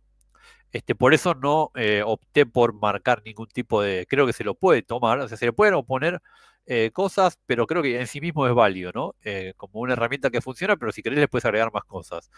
Y después yo, justamente, como no soy un especialista y no indagué en la figura de Jesús, ni tampoco soy psicólogo, ni tampoco soy historiador, no me arriesgaría, desde ahí creo que soy bastante humilde, no me arriesgaría a inclinarme seriamente por decir que fue un demente, que tuvo como esa hipótesis que a veces anda dando vuelta por ahí, de que Saulo de Tarso era epiléptico, no sé eso, con base en qué lo afirman, hacen un diagnóstico a 2000 años de distancia. O sea, yo no me arriesgaría a decir ni que es un demente o una persona similar a la que es un huevo escalfado. Creo que ahí Lewis hace un poco de apologética, ¿no? Le exagera, sabiendo la importancia histórica de la figura de Jesús, ¿no? Tener que decir que si Jesús es un loco igual a una persona que se creó un huevo o que es alguien peor que el mismísimo demonio, bueno, si vivís en Europa en la época de Lewis, casi que te obliga a decir por moral que no, que claramente es el Hijo de Dios. Pero yo sin irme a extremismo, yo sí lo que sé es que descartaría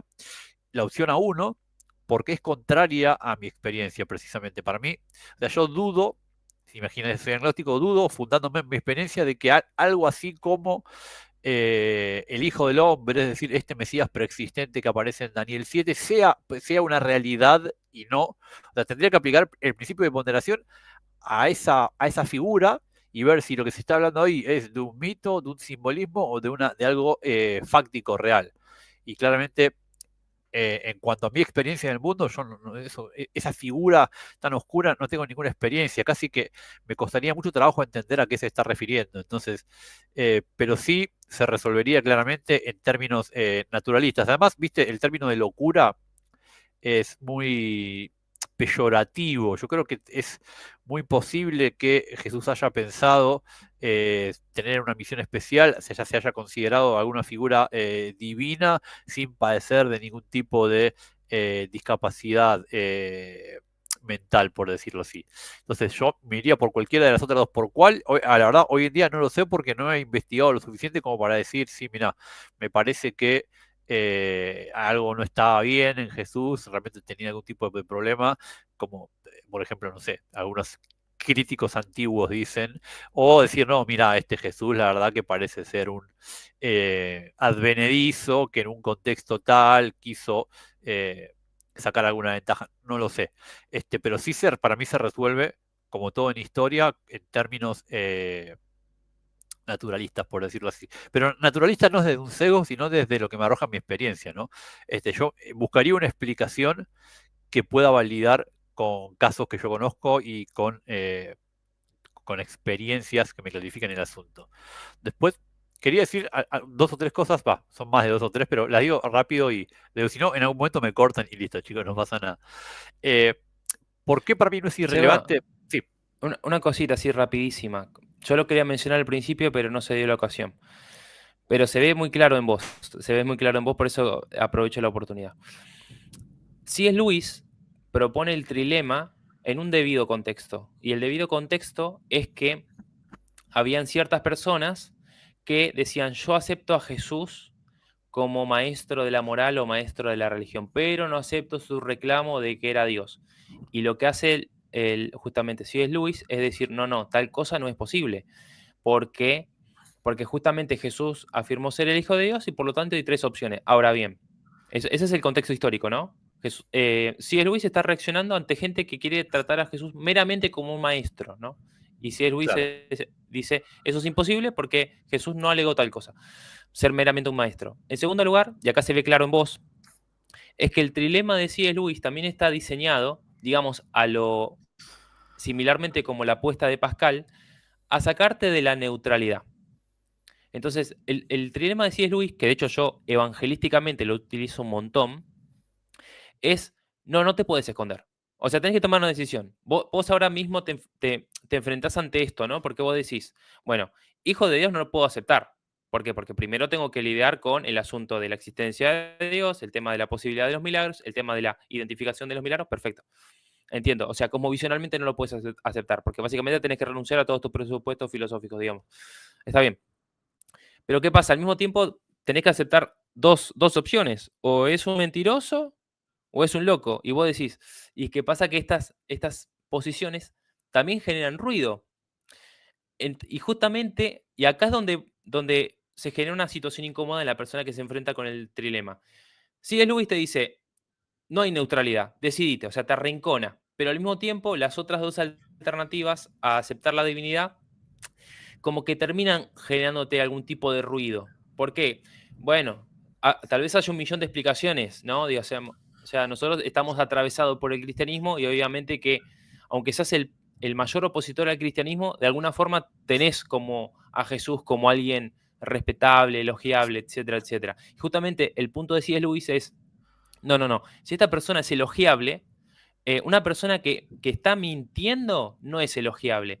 Una persona que tiene delirios místicos no es elogiable. Ese es el punto de C.S. Lewis, o sea, sacarte de la neutralidad respecto a Jesús. Claro. Vos me estás arrinconando para que elija una hora. A ver, No, porque yo sé que la situación es más compleja, te podría emitir un juicio, pero te lo planteo así.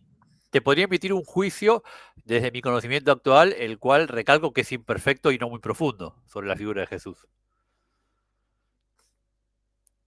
Yo tendería más por la ¿Cómo? idea que te podría Sí. dar una respuesta de alguno de los escenarios ahora sobre mi conocimiento actual, que como dije antes, no es muy profundo y es imperfecto todavía. Si querés, lo hago. Pues, todo depende también, ¿no? Hay un montón de consideraciones de qué lectura haga uno, ¿no? De los evangelios, cómo los considere, etcétera, etcétera, etcétera. No sé si conocen la postura acerca de de la existencia de Jesús, que se les denomina como agnostical Jesus, que son personas, es bastante moderna, que es gente que acepta un Jesús histórico, pero que considera que básicamente no se puede saber mucho acerca del Jesús histórico, ¿no? En términos académicos. Hay varios autores académicos que sostienen esta postura, no son los más, pero tienen esta idea de que, bueno, sí, hubo un Jesús histórico, pero hoy en día se perdió. O sea, se escribió tanto como sobre Gilgamesh, ¿no? ¿Hubo un verdadero Gilgamesh, rey de Ur? Sí, lo sabemos porque hay ladrillos con su nombre y construyó cosas, está ahí. Ahora, no podemos saber qué hizo el verdadero Gilgamesh, no hay registro, y todo lo que sabemos de Gilgamesh es el de la epopeya de Gilgamesh, que claramente no es el Gilgamesh histórico. Entonces, todo depende de... Yo no me acerco tanto a esa postura, si bien en algún punto me es cercana, porque considero que la intención de los evangelios no es histórica, es fundamentalmente teológica. No obstante, claramente tienen información histórica, no se escribieron en el aire, pero el objetivo de los evangelios no es, mira, te voy a presentar una biografía de Jesús con una intención histórica. No es que contrataron un cronista imparcial chino y él escribía lo que veía, ¿no? Claramente son textos escritos, en el mejor de los casos, por discípulos directos o de segunda mano, como Lucas o Mateo. No, Marcos. Marcos era el que era el escriba de Coso, ¿no? Sí, de O de Pablo o de Pedro. De Pedro, que supuestamente narró el Evangelio con lo que escuchó de los discursos de Pedro después en la prédica. O en el peor de los casos, son textos anónimos escritos en el primer siglo. No sabemos por quién, no sabemos más o menos dónde, si le creemos a la academia. Entonces, ahí hay que ver qué construcción se hace de Jesús. Yo creo que es más probable que Jesús efectivamente haya estado con la idea de ser algún tipo de enviado. Pasa que yo estoy hablando del Jesús histórico, no del Jesús teológico, no del Jesús, no tomando como atribuible a Jesús todo lo que se dice en los evangelios. Si tomo ese Jesús y lo tengo que juzgar, considero que es más probable que sí tuviera algún tipo de desliz, que tuviera algún tipo de delirio, pero nada, ya digo, pues considero que llegado a cierto punto, dado que la opción A1 está descartada, hubiera sido más racional obrar de otra manera. Y no creo que si Jesús hubiera sido un estafador, hubiera salido del terreno muchísimo antes. Creo que tuvo suficientes advertencias a nivel de amenazas, de cómo, si uno lee los evangelios, se ve que en algún punto se iba poniendo cada vez más áspero el clima. Entonces, esa última decisión de Jesús de acudir a Jerusalén en la fiesta de Pascua, sabiendo que era muy probable, no sé si que lo apresaran y lo mataran, pero sí que le sucediera algo, porque ya venía claramente un estafador malintencionado hubiera sido más inteligente, y yo creo que no hubiera dado la cara, se hubiera ido a predicar de vuelta por Carnafaun o por alguna aldea campechana donde no hubiera tenido tanto ojo público, ¿no? Y donde siempre tuvo mucho más éxito, de hecho, Jesús, en lugares más alejados y no tan céntricos, y sin embargo él elige ir ahí. Pero bueno, es, ya te digo, un juicio muy liviano de alguien que no se ha interiorizado del todo en esto de la cuestión del Jesús histórico y que se le atribuye y que no. Pero si me obligás con una pistola a elegir, diría que voy más por el lado de que estaba honestamente convencido de que era Dios. Pero claramente, a su vez, está equivocado también. Pero bueno, eso ya nos llevaría a una discusión más teológica, pero quería marcar algunas cosas, salvo que me quieran dar una respuesta, sobre todo sobre las cosas que dijeron ustedes en la primera devolución. Yo creo que sobre esta chica, Nijira Sarasasasa, me olvidé el apellido, sí es importante el tema de la presencia por la cuestión del argumento de Tillotson. Y yo creo que acá ustedes me van a seguir. No sé si lo conocen, el argumento de Tillotson. Yo se lo escuché nombrar a Hume una vez, después lo busqué. Y básicamente Tillotson presenta un argumento que dice que, para mí es bastante de sentido común, ¿no? Dice que las evidencias de los sentidos son siempre superiores a las evidencias testimoniales. Y eso es casi de sentido común. Es mucho más fiable ver algo para creer que si te lo cuentan. Y si te lo cuenta el amigo de un amigo, es menos fiable que si te lo cuenta directamente el que lo vio. Entonces, en cualquier cosa que nosotros tengamos evidencia, esto no significa que los testimonios no sean fiables, claramente que lo son y hay que evaluar la fiabilidad, pero entre un testimonio, piensen en cualquier evento, el evento más fortuito, no sé, vi pasar, un auto rojo pasó por la 9 de julio. Si yo lo veo pasar el auto rojo, voy a estar más convencido que si me lo cuenta Sebas Pereira. Por más que si me lo cuenta Sebas Pereira, seguramente le crea automáticamente, porque justamente tengo mucho hábito y tengo mucha experiencia de eso. Ahora, claramente verlo, y sobre todo en casos en donde, por el caso que estamos evaluando, es más fino, cuesta, ¿no? O sea, si en vez de un auto rojo vi pasar a Messi, a Di María, a De Paul y Scaloni en una 4x4 festejando ahí. Bueno, eso si lo veo yo, lo voy a creer más que si me lo cuenta Sebas Pereira, porque eso choca con algunas contradicciones, ¿no? Como que para mí Scaloni está en España, Messi está jugando en Inter Miami, es raro que estén acá en Argentina. Entonces, si yo lo veo, voy a decir, bueno, ahí o voy a dudar de lo que yo estoy viendo y pero siempre la evidencia sensorial está por arriba de la evidencia testimonial, sobre todo porque la evidencia testimonial se funda en evidencia sensorial. El que te cuenta algo es porque lo vio y tiene valor porque lo vio. Entonces, si vos lo ves, tenés acceso de primera mano. Entonces, lo que dice Tillotson es la fuerza de un testimonio va disminuyendo en el tiempo conforme se aleja del testigo. Entonces, básicamente lo que dice Tillotson es, si Joan me dice que ayer a la noche se comió una milanesa, ese testimonio tiene más valor que si Joan me dice hace 5 años y 8 meses, un martes 19 de junio del 2017, ese día creo que comí ravioles. Bueno, ¿ese testimonio tiene valor? Sí, porque se funda en la memoria de Joan, que él vive su vida y si alguien sabe qué comió es él, pero tiene menos valor que si me dice qué es lo que comió ayer, si están en el mismo estado, porque justamente está tan alejado de la fecha, ¿no? Que puede fallar. Entonces, va perdiendo fuerza el testimonio a medida que se aleja.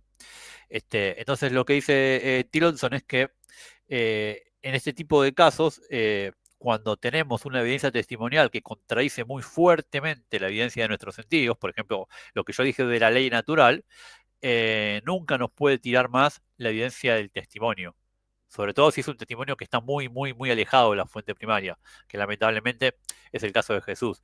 Por eso digo que en el caso de esta nena, sí es importante que esté presente porque los testimonios que tenemos de Nijira Sasasara son testimonios contemporáneos, por lo tanto no está este punto de que su fuerza disminuye, lo cual no significa para nada que sean verdaderos. De hecho, para mí, yo tiendo a creer, justamente por la experiencia que tengo en el mundo, de que por más que 1 millón de hindúes me digan que ayer la vieron hacer un milagro, para mí yo no les creo, porque pesa más el resto de la experiencia que tengo que me dice que esas cosas no suceden. Entonces, por eso lo mencioné.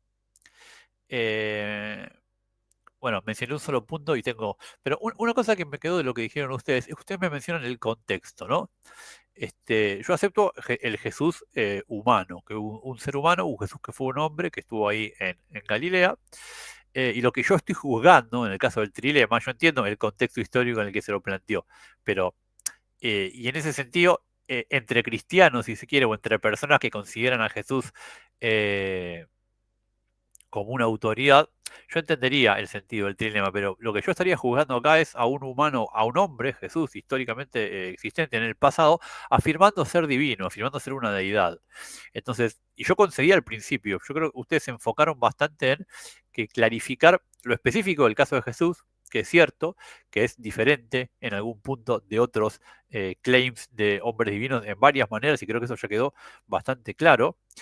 Por ejemplo, Seba lo que mencionó, que Jesús clamó ser una divinidad dentro de un ámbito monoteísta, y esta Nijira es una diosa más dentro de todas las diosas que hay en el hinduismo. Claramente la diferencia está, pero en este punto es irrelevante, porque ambas afirmaciones, aunque cada una en su contexto, chocan con la experiencia directa que yo tengo en el mundo. Y en mi experiencia directa no hay ni un dios monoteísta, por decirlo así, ni una multiplicidad. Yo no tengo experiencia ni de Yahweh, el dios único de los hebreos, ni tengo experiencia de ninguna de las múltiples deidades del hinduismo, lo cual no estadísticamente las hace menos probables, porque bueno, si hay un único dios y no tengo experiencia, pero si hay tantos, ¿no? Pero entonces yo no sé si es relevante para el caso. Yo acepté que es posible Yahweh, y por lo tanto también acepté que es posible la encarnación. eso lo concedí. Pero yo iría de vuelta, bueno, ¿qué nos dice la evidencia acerca de esto? Es posible, pero ¿es probable? ¿Y cuán probable? Y más probable que los otros dos escenarios. Eh, y a mí lo que me quedó es que si consideramos tanto el contexto, ustedes lo que me dijeron en algún punto, por ahí estoy sobresimplificando pues, así muy, muy, muy fuerte, pero no me quiero extender tanto, es que en todo caso haría falta ser cristiano para creer que Jesús es Dios. Y para mí es fundamentalmente al revés, porque Jesús solamente es Dios si resucitó y si manifestó, o si manifestó alguna de las propiedades de Yahweh. Entonces, yo no puedo concederle a los, a los evangelios, si se quiere, esa evidencia testimonial, algún valor extra teológico, que yo entiendo que un cristiano lo hace, pero esto sería una especie de petición de principio, porque entramos en una especie de razonamiento circular. Ese valor extra de los evangelios viene de que son revelados y solamente pueden ser revelados si Jesús es Dios, y Jesús solamente puede ser Dios si resucitó. Entonces, yo claramente, si todavía no podemos determinar, tendríamos que hacer la ponderación de si resucitó, y eso lo podemos ver en el tema de los milagros. Pero si Jesús no es Dios, entonces todo el Nuevo Testamento, parafraseando Lewis, o es una locura, o es obra de gente, de locos, o es un engaño elaborado, si Jesús no es Dios. Entonces, es algo que dice Saulo de Tarso, en algún punto dice algo parecido, ¿no? Si el Señor no resucitó, entonces vano es todo lo que estamos haciendo. Entonces, yo creo que no se le puede, no se puede considerar a riesgo de cometer esa petición de principio un valor especial del Nuevo Testamento fundado en el dogma. O sea, esa presentación se la puede ser en una discusión entre cristianos, o ante un hebreo, o ante a un judío mesiánico, no sé, ante alguien que ya otorga un valor de verdad diferente a las escrituras. Una persona como yo, que juzga estos textos como si fueran cualquier texto histórico, por eso yo no creo que sea cierto, aunque desconozco el tema de la segunda búsqueda de Jesús histórico y qué enfoque se adoptó Sebas ahí. El hecho de que se trate, o por lo menos no se debería, si es así, yo lo desapruebo, que se trate especialmente, con especial rudeza a los evangelios. Habría que tratar a los evangelios exactamente como tratás un texto de Tácito y como tratás un texto de cualquier otro autor antiguo. Y yo utilizo este principio para separar, por ejemplo, cuando Sargón de Akkad en su biografía, que sabemos que fue una persona real, afirma un montón de cosas que para mí son verdaderas, pero cuando afirma Sargón de Akkad dentro de su contexto que la diosa Inanna, de la que justo hablamos el otro día en un directo, fue la que se le apareció un día y lo eligió rey de las 4 regiones, y por eso él llegó a ser el rey Sargón de Akkad. Claramente esa partecita contrasta fuertemente con mi experiencia. Entonces eso yo lo tengo que catalogar como que es un adorno teológico posterior que es para divinizar la figura de un rey, o bien la persona que lo escribió tuvo una especie de delirio, o sea, pero es indistinto si es una cuestión neotestamentaria o con cualquier otro texto, ¿no? Y yo creo que, y con esto cierro, es cierto que yo me estoy basando en este punto de ponderación que está tomado de Hume, pero, y ahí lo digo honestamente, este es un principio que aplicamos todos los días, para un montón de cosas.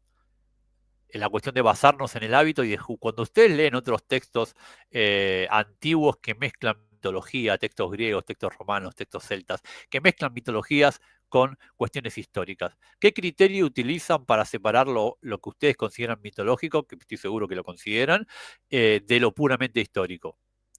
¿No utilizan acaso este mismo principio? ¿No se basan en su experiencia y dicen, no, che, cuando Julio César decía que había 300.000 celtas en tal ciudad, bueno, esto puede ser. Ahora, cuando dice que se le apareció la diosa Minerva y que le dijo que tenía que doblar a la izquierda, y esto ya me parece que no. Esto ya me parece que no, porque contrasta fuertemente con mi experiencia en el mundo. Entonces, yo creo que ustedes no utilizan un criterio parecido. Yo por eso elegí este principio, como me parece que es universal. Y que en algún punto ciertas personas no lo aplican en contextos especiales, pero para el resto de esos contextos que yo creo que se aplica de manera palmaria, me parece a mí, ¿no?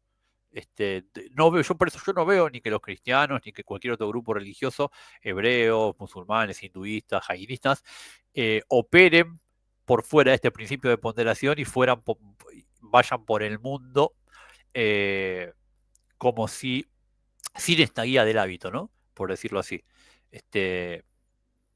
Y bueno, nada, pues, por eso me pareció que era algo que en algún punto, más allá de las diferencias, podíamos estar compartiendo todos en cuanto a una herramienta para juzgar la veracidad de las proposiciones, presentes, Sí, pasadas y futuras.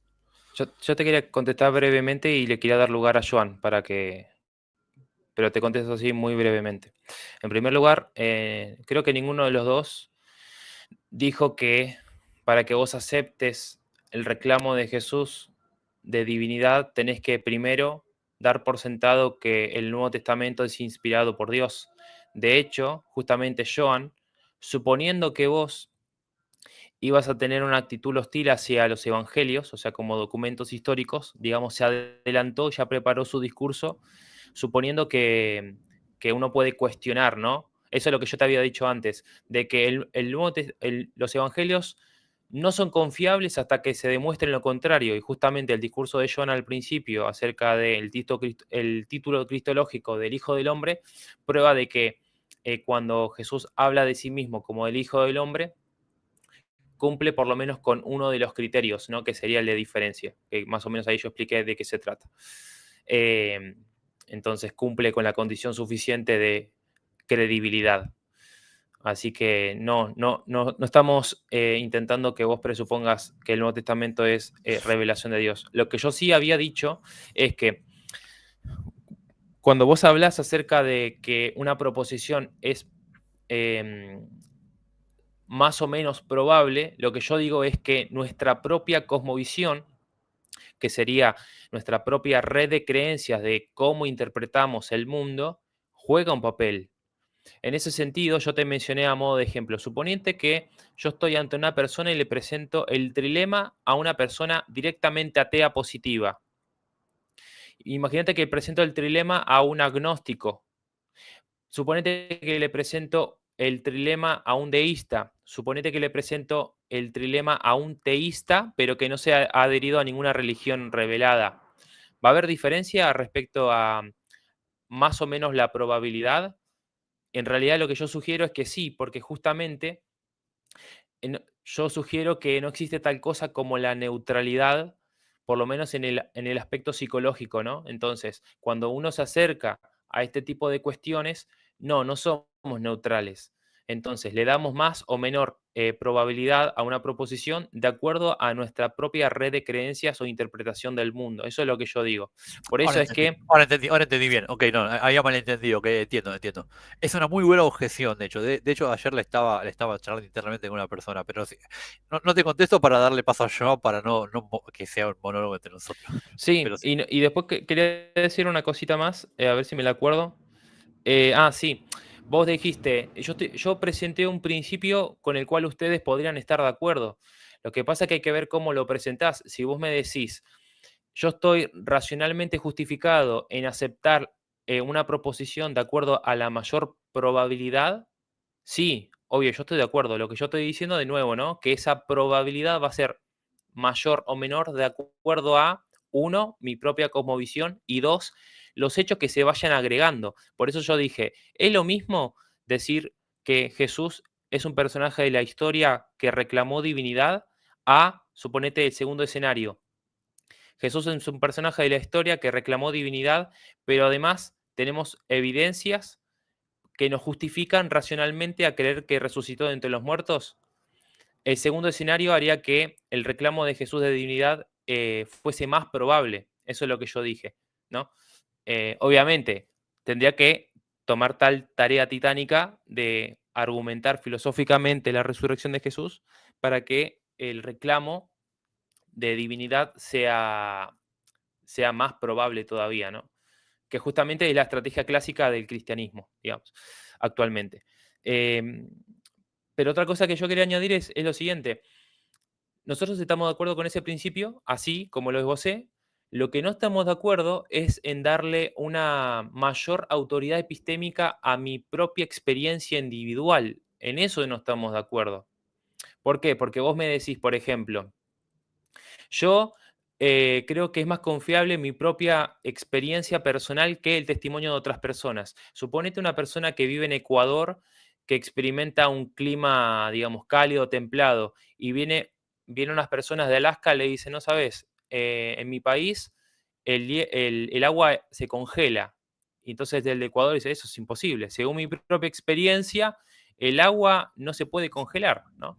Entonces, ¿qué tendría que hacer esta persona? Según tu discurso, estaría justificado prima facie a creer que el agua no se puede solidificar, ¿no? Cuando llega a una temperatura, digamos, ¿no? Bajo cero. Exacto. Ese tipo de contraejemplos son los que justamente Craig propone en su libro Fe Razonable cuando empieza a lidiar con algunas cosas que va diciendo Hume, por ejemplo. Y tiene Entonces, razón. lo que nosotros decimos es, sí, por supuesto, obvio que una cosa va a ser más o menos probable de acuerdo a tu propia experiencia. Lo que nosotros vamos a decir es que no es el único elemento a tener en cuenta, ni tampoco es el elemento que va a definir el juicio final. O sea, el juicio final me refiero a la sentencia final respecto a si esta proposición es probablemente verdadera o no. Joan. Que sí estaba terminando de anotar algunas cuestiones. Me gustaría de pronto recalcar algunas consideraciones que me parecen bastante factibles aquí. Y es que, digamos que, entiendo la posición de Seba en cuanto al hecho del empirismo y la preponderancia que tendría la experiencia personal frente al filtro de los sentidos respecto a la prueba fehaciente o digamos, la carga de la prueba que habría a través de los sentidos. Eso lo puedo entender porque en efecto me parece que es un área de la accesibilidad al conocimiento que en efecto tenemos los seres humanos y que estamos permeados por ellos porque somos seres que interpretan. Pero me parece que en este sentido, el empirismo, el empirismo entendido de esta manera, más como un positivismo, digamos, un poco más estructurado, obviamente, nos podría estar llevando precisamente al problema al que se le conoce como la accesibilidad al pasado, ¿verdad? A la historia. En efecto, como no estuvimos allí, como no pudimos filtrar la historia por medio de mis sentidos, en efecto, em, la respuesta más lógica a ello es que como no se corresponde con mi realidad, o mínimo en mi realidad no tengo dicha experiencia constante, no podemos probar una serie de casos históricos en el pasado. Lo que me parece a mí que el empirismo en cuanto a un suceso en el pasado no solamente puede ser tenido en cuenta en cuanto a la experiencia propia del hecho, sino que además deberíamos darle em, manejo histórico a la acumulación de la prueba y la calidad, evidentemente, de la prueba. En este sentido, epistémicamente, el suelo respecto a la creencia y la evidencia misma de esa creencia se podría ver altamente plausible. ¿Sí? No completamente autoconclusiva, en eso estoy absolutamente de acuerdo, porque en efecto el cristianismo como tal no presupone un cierre de certeza, sino que en efecto predica una fe que requiere en todo caso una creencia puntual y una actitud espiritual frente a eso, pero eso de ninguna manera derime el hecho de que podamos acceder a ella no solamente por medio de la experiencia cristiana, sino también por medio de caminos como el histórico o el mismo racionalismo.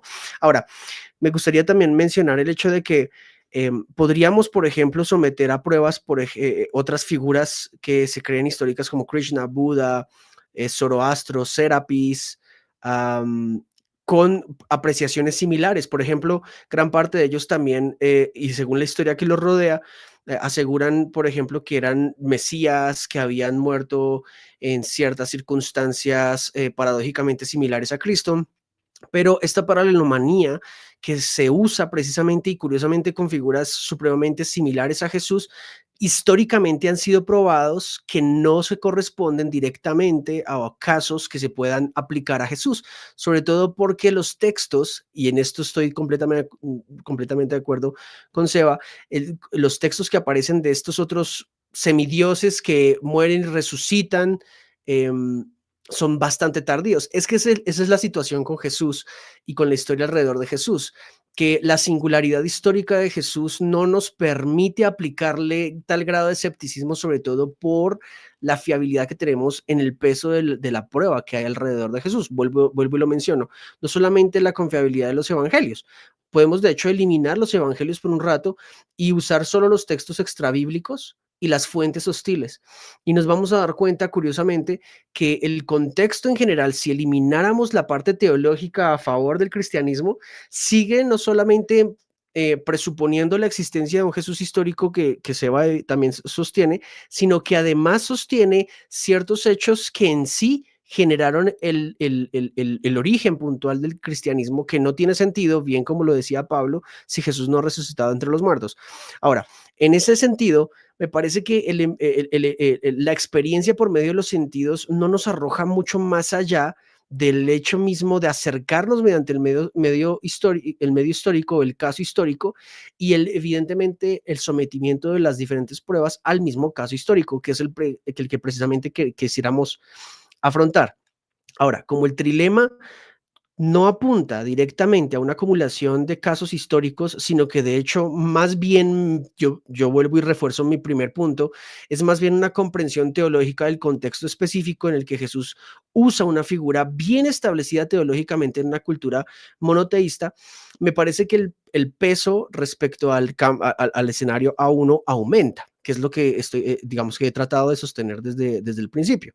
Porque si se entiende dicho contexto teológico en cuanto a Jesús y la autocomprensión misma de Jesús en términos judaizantes, evidentemente de la época, ¿no? Digamos, acercándonos históricamente a la época. No estoy aquí hablando de Shabbat ni nada de eso, no quiero que se confunda la gente en general cuando hablo de eso, pero tenemos y tendemos en efecto a captar la idea teológica de lo que Lewis está queriendo decir. La acusación y de pronto la etiqueta que usa Jesús directamente para hablar teológicamente de su persona es una etiqueta que no solamente cumple con el hecho de ser meramente hija de Dios, sino de ser un ser, por ejemplo, preexistente, un ser que tiene la posibilidad, por ejemplo, de hacer milagros, como de hecho las fuentes hostiles y las fuentes extrabíblicas sugieren que pudo haber sido, que es un debate que ustedes dicen que van a tener en su momento.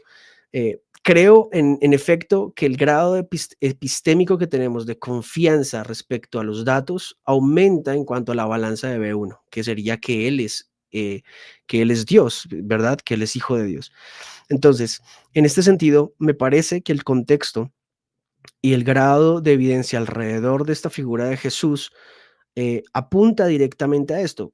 Paula Fredrickson, que es agnóstica, pero es evidentemente entendida en el Nuevo Testamento. Bart Ehrman, que de hecho no le hemos citado, pero también apunta a lo mismo y que creo que ustedes de pronto lo conocen también. Y otra serie de eruditos también que apuntan al hecho. Claramente el debate no está en la resurrección en este momento, pero a mí me parece que en todo caso a uno sí propende por tener un mayor peso en este sentido cuando se entiende en esta medida. De pronto quería como aclarar esa parte para, bueno, no sé, para lo que ustedes quieran, pero quería digamos, aclarar un poquito en ese sentido el tema. Chicos, una cosita nomás, como para que ya ponerlos en contexto. En realidad ya estamos casi en la parte final, porque aunque no lo crean, creo que estuvimos más de 2 horas, me parece. Ya son bueno, acá en Argentina son las 12:33. No sé a qué hora arrancamos exactamente. Pero Llevamos casi por las 2 horas, sí. Sí, wow. sí, ¿no? Claro, y yo justo a Joan le prometí que le dije, por favor, dame una hora porque... ¿Está bien? Pero lo que sí me gustaría, como para que cada uno se sienta satisfecho, es unas palabras finales. Zorro, primero Zorro, después Joan y finalmente yo.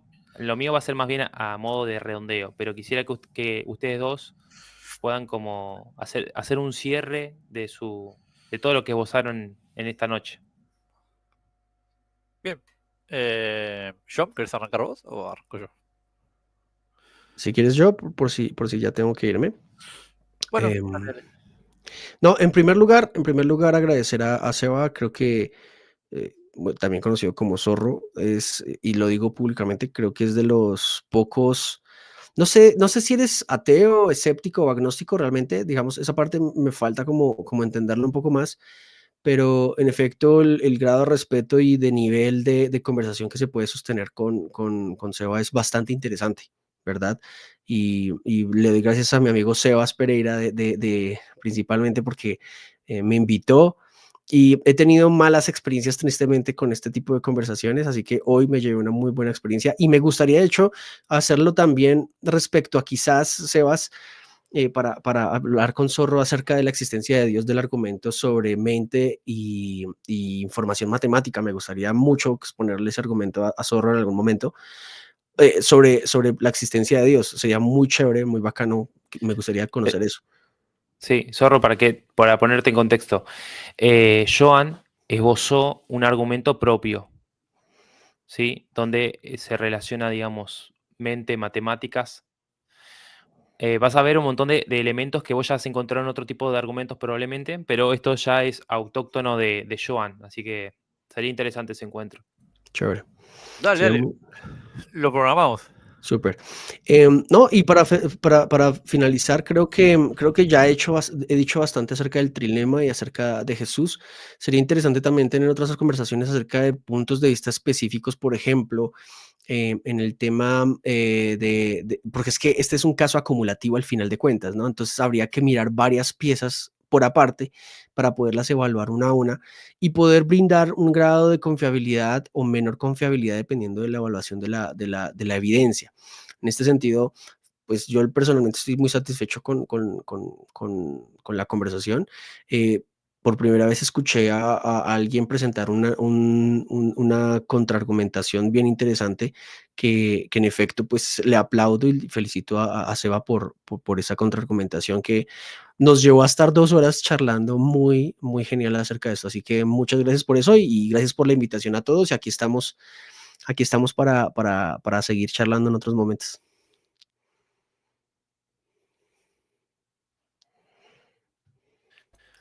Sí, Zorro. Voy yo. Bueno, no, yo también agradecerte, Sebas, por orquestar todo esto de vuelta, por tomarte el laburo de organizar, de coordinar, de traer a la gente. Joan, un placer, espero que tengamos más conversaciones. Veo que no soy el único geek, veo ahí que tenés unos muñequitos de fondo también, yo ahí se ve también de fondo mi colección de chucherías. No, claramente es muy interesante, se me pasaron volando las 2 horas, podría haber estado 1 hora más, pero bueno, nada, después uno cae rendido. La verdad que esta conversación tiene mucho trasfondo, porque justamente el trilema implica, como dijimos al principio, un montón de asunciones en las que nos tuvimos que poner de acuerdo rápidamente para poder hablar del trilema, porque si no a veces pasa en las conversaciones que no se organizan bien, que hay tantos prelegómenos, tantos presupuestos que no llegás nunca a decir nada relevante sobre el tema y acá sí se pudo, de hecho yo aprendí varias cosas que me voy a llevar y eso es lo más interesante de una conversación. Bueno, mi postura no me quiero repetir, yo creo que lo fundamental es honestamente buscar una episteme, buscar una forma de conocimiento que uno honestamente considere que es la mejor. No hay ninguna infalible para mí, incluso el principio de ponderación no es infalible. Sebas lo demostró muy bien con este argumento que dio de William Lane Craig, que también hay algo parecido en Hume con un príncipe indio. Claramente el principio de ponderación y el hábito son falibles y muchas veces seguirlos nos lleva al error. Yo eso estoy completamente al tanto, consciente, independientemente de la epistemología que uno adopte, tiene que tener el valor de llevarla hasta las últimas consecuencias, ¿no? Cuando uno aprende la manera de resolver el problema, bueno, resolver el problema y te lleva a donde te lleva. Y si uno tiene que tener la honestidad es si te llega a un lugar en el que antes no estabas o te sentís incómodo, bueno, ir yendo para ese lugar, ¿no? Y también de cuando encontrás falencias en esa epistemología o te presentan alguna mejor, estar dispuesto a cambiarla, ¿no? Porque en última instancia lo que todos queremos acá es saber realmente qué fue lo que sucedió en el pasado con Jesús. Por eso estamos teniendo esta conversación. Es decir, a todos nos interesa honestamente saber si realmente era Dios y si no era Dios, si estaba honestamente equivocado o si tenía alguna intención para decir lo que dijo. Entonces, nada, seguiremos en ello. Genial, chicos. Bueno, nomás a modo de rondeo, gracias, Zorro, primero por hacerme la propuesta. Como te dije, me puso contento que vos a las semanas de ese conversatorio acerca del cristianismo quisiste redoblar la oferta y proponer este tema puntualmente del trilema, que a su vez yo también te hice la contrapropuesta de decir, bueno, y ya que está, vamos a hablar de un tema que te va a interesar, que sería la posibilidad y la identificación de los milagros, porque justamente Hume se destaca porque escribe mucho, digamos, en contra de los milagros, puntualmente la identificación de los milagros. Entonces, eso es un tema que, de paso, los espectadores que estén ahí, a la expectativa de esa conversación que vamos a tener, ahí sí va a ser un mano a mano entre Seba y yo. Bien, también gracias a Joan, que fue también así, como espontáneo. Joan, ayúdame, por favor. Está en juego en honor de C.S. Lewis, nuestro amado pensador apologista cristiano, así que no vamos a dejar que Zorro Yo haga igual, desastre con C.S. Lewis. a mí me gusta C.S. Lewis, tengo los 7 libros de Narnia originales. Yo lo conocí primero por los libros de Narnia y después me enteré que era apologeta. Sí, la verdad que C.S. Lewis es un genio literario. Oh, si te gusta Y tiene, tiene, tiene otra Si te trinidad. gusta Narnia, tienes que leer la trilogía cósmica, Zorro. Es Te va a gustar más. ese es Mira, más explícito. Ese es más tengo que, explícito todavía. tengo que seguir con Lewis. Y en un momento leí los de Narnia y me quedé. De hecho, ni siquiera averigué si tenía más ficción. La trilogía cósmica. Pero bueno, sí, Buenísimo. era del palo de Tolkien, de ese círculo de eruditos, sí debe tener un montón, obviamente. Finalmente, gracias a la gente, al público, que se conectó también de forma espontánea, ¿no? No hicimos demasiada publicidad para este evento. Sí vamos a hacer tal vez un poco más de publicidad a la hora de subirlo a YouTube. Pero yo sí quiero convocar a aquellas personas que son ateas, que son agnósticas, que son escépticas y que quieren tener un diálogo inteligente, como justamente Zorro estableció en esta noche. Y la verdad que, mira, hasta Joan quedó sorprendido y dice, la primera vez que establezco este tipo de conversación, lo cual me parece fantástico. Y también te digo, Joan, que hay otras personas que son así. Tal vez son pocas, tal vez son desconocidas, pero las hay. Y creo que vale la pena justamente porque acá en Teísmo Metafísico queremos, digamos, marcar un punto de inflexión donde este debate que se da entre teísmo, ateísmo, digamos, vamos a poner la mirada atea como paradigmática, ¿no? Ateo versus teísta, y siempre es algo en lo que la gente ya está cansada, ¿no? Entonces, creo que está bueno tener una conversación alturada, tener una conversación sofisticada. Es más, Zorro trajo PowerPoint y todo, o sea, vino preparado, joya. Y obviamente que los desacuerdos no se van a zanjar en un debate público, una conversación pública, por supuesto que no, pero sí nos invita a reflexionar, ¿no? Él se lleva algo, nosotros nos llevamos algo, y lo más importante es que todos aprendemos algo nuevo, y al final del día siempre está la cuestión de Dios abierta, ¿no? La cuestión de Jesús abierta. Y al final, el trilema te lo tenés que apropiar, ¿no? Y decir, bueno, así funciona el trilema. ¿Qué hago con Jesús? No puedo ser neutral con Jesús. O Jesús es el Hijo de Dios, o es un loco, o es un mentiroso. Bueno, tanto Joan como yo somos cristianos y por lo tanto nosotros alegamos que Jesús es el Hijo de Dios, por supuesto. Y bueno, intentamos tener un discurso sofisticado. Ese es el punto. Y que de tal forma que Zorro, por ejemplo, en sus redes sociales, se toma la molestia de escuchar lo que dicen los teístas y trata de pensar objeciones o trata de pensar críticas o analiza por lo menos lo que se está diciendo. Y yo creo que así debería funcionar la cosa. Y eso es lo que estamos tratando de hacer acá. Así que sin más, muy buenas noches y gracias por acompañarnos.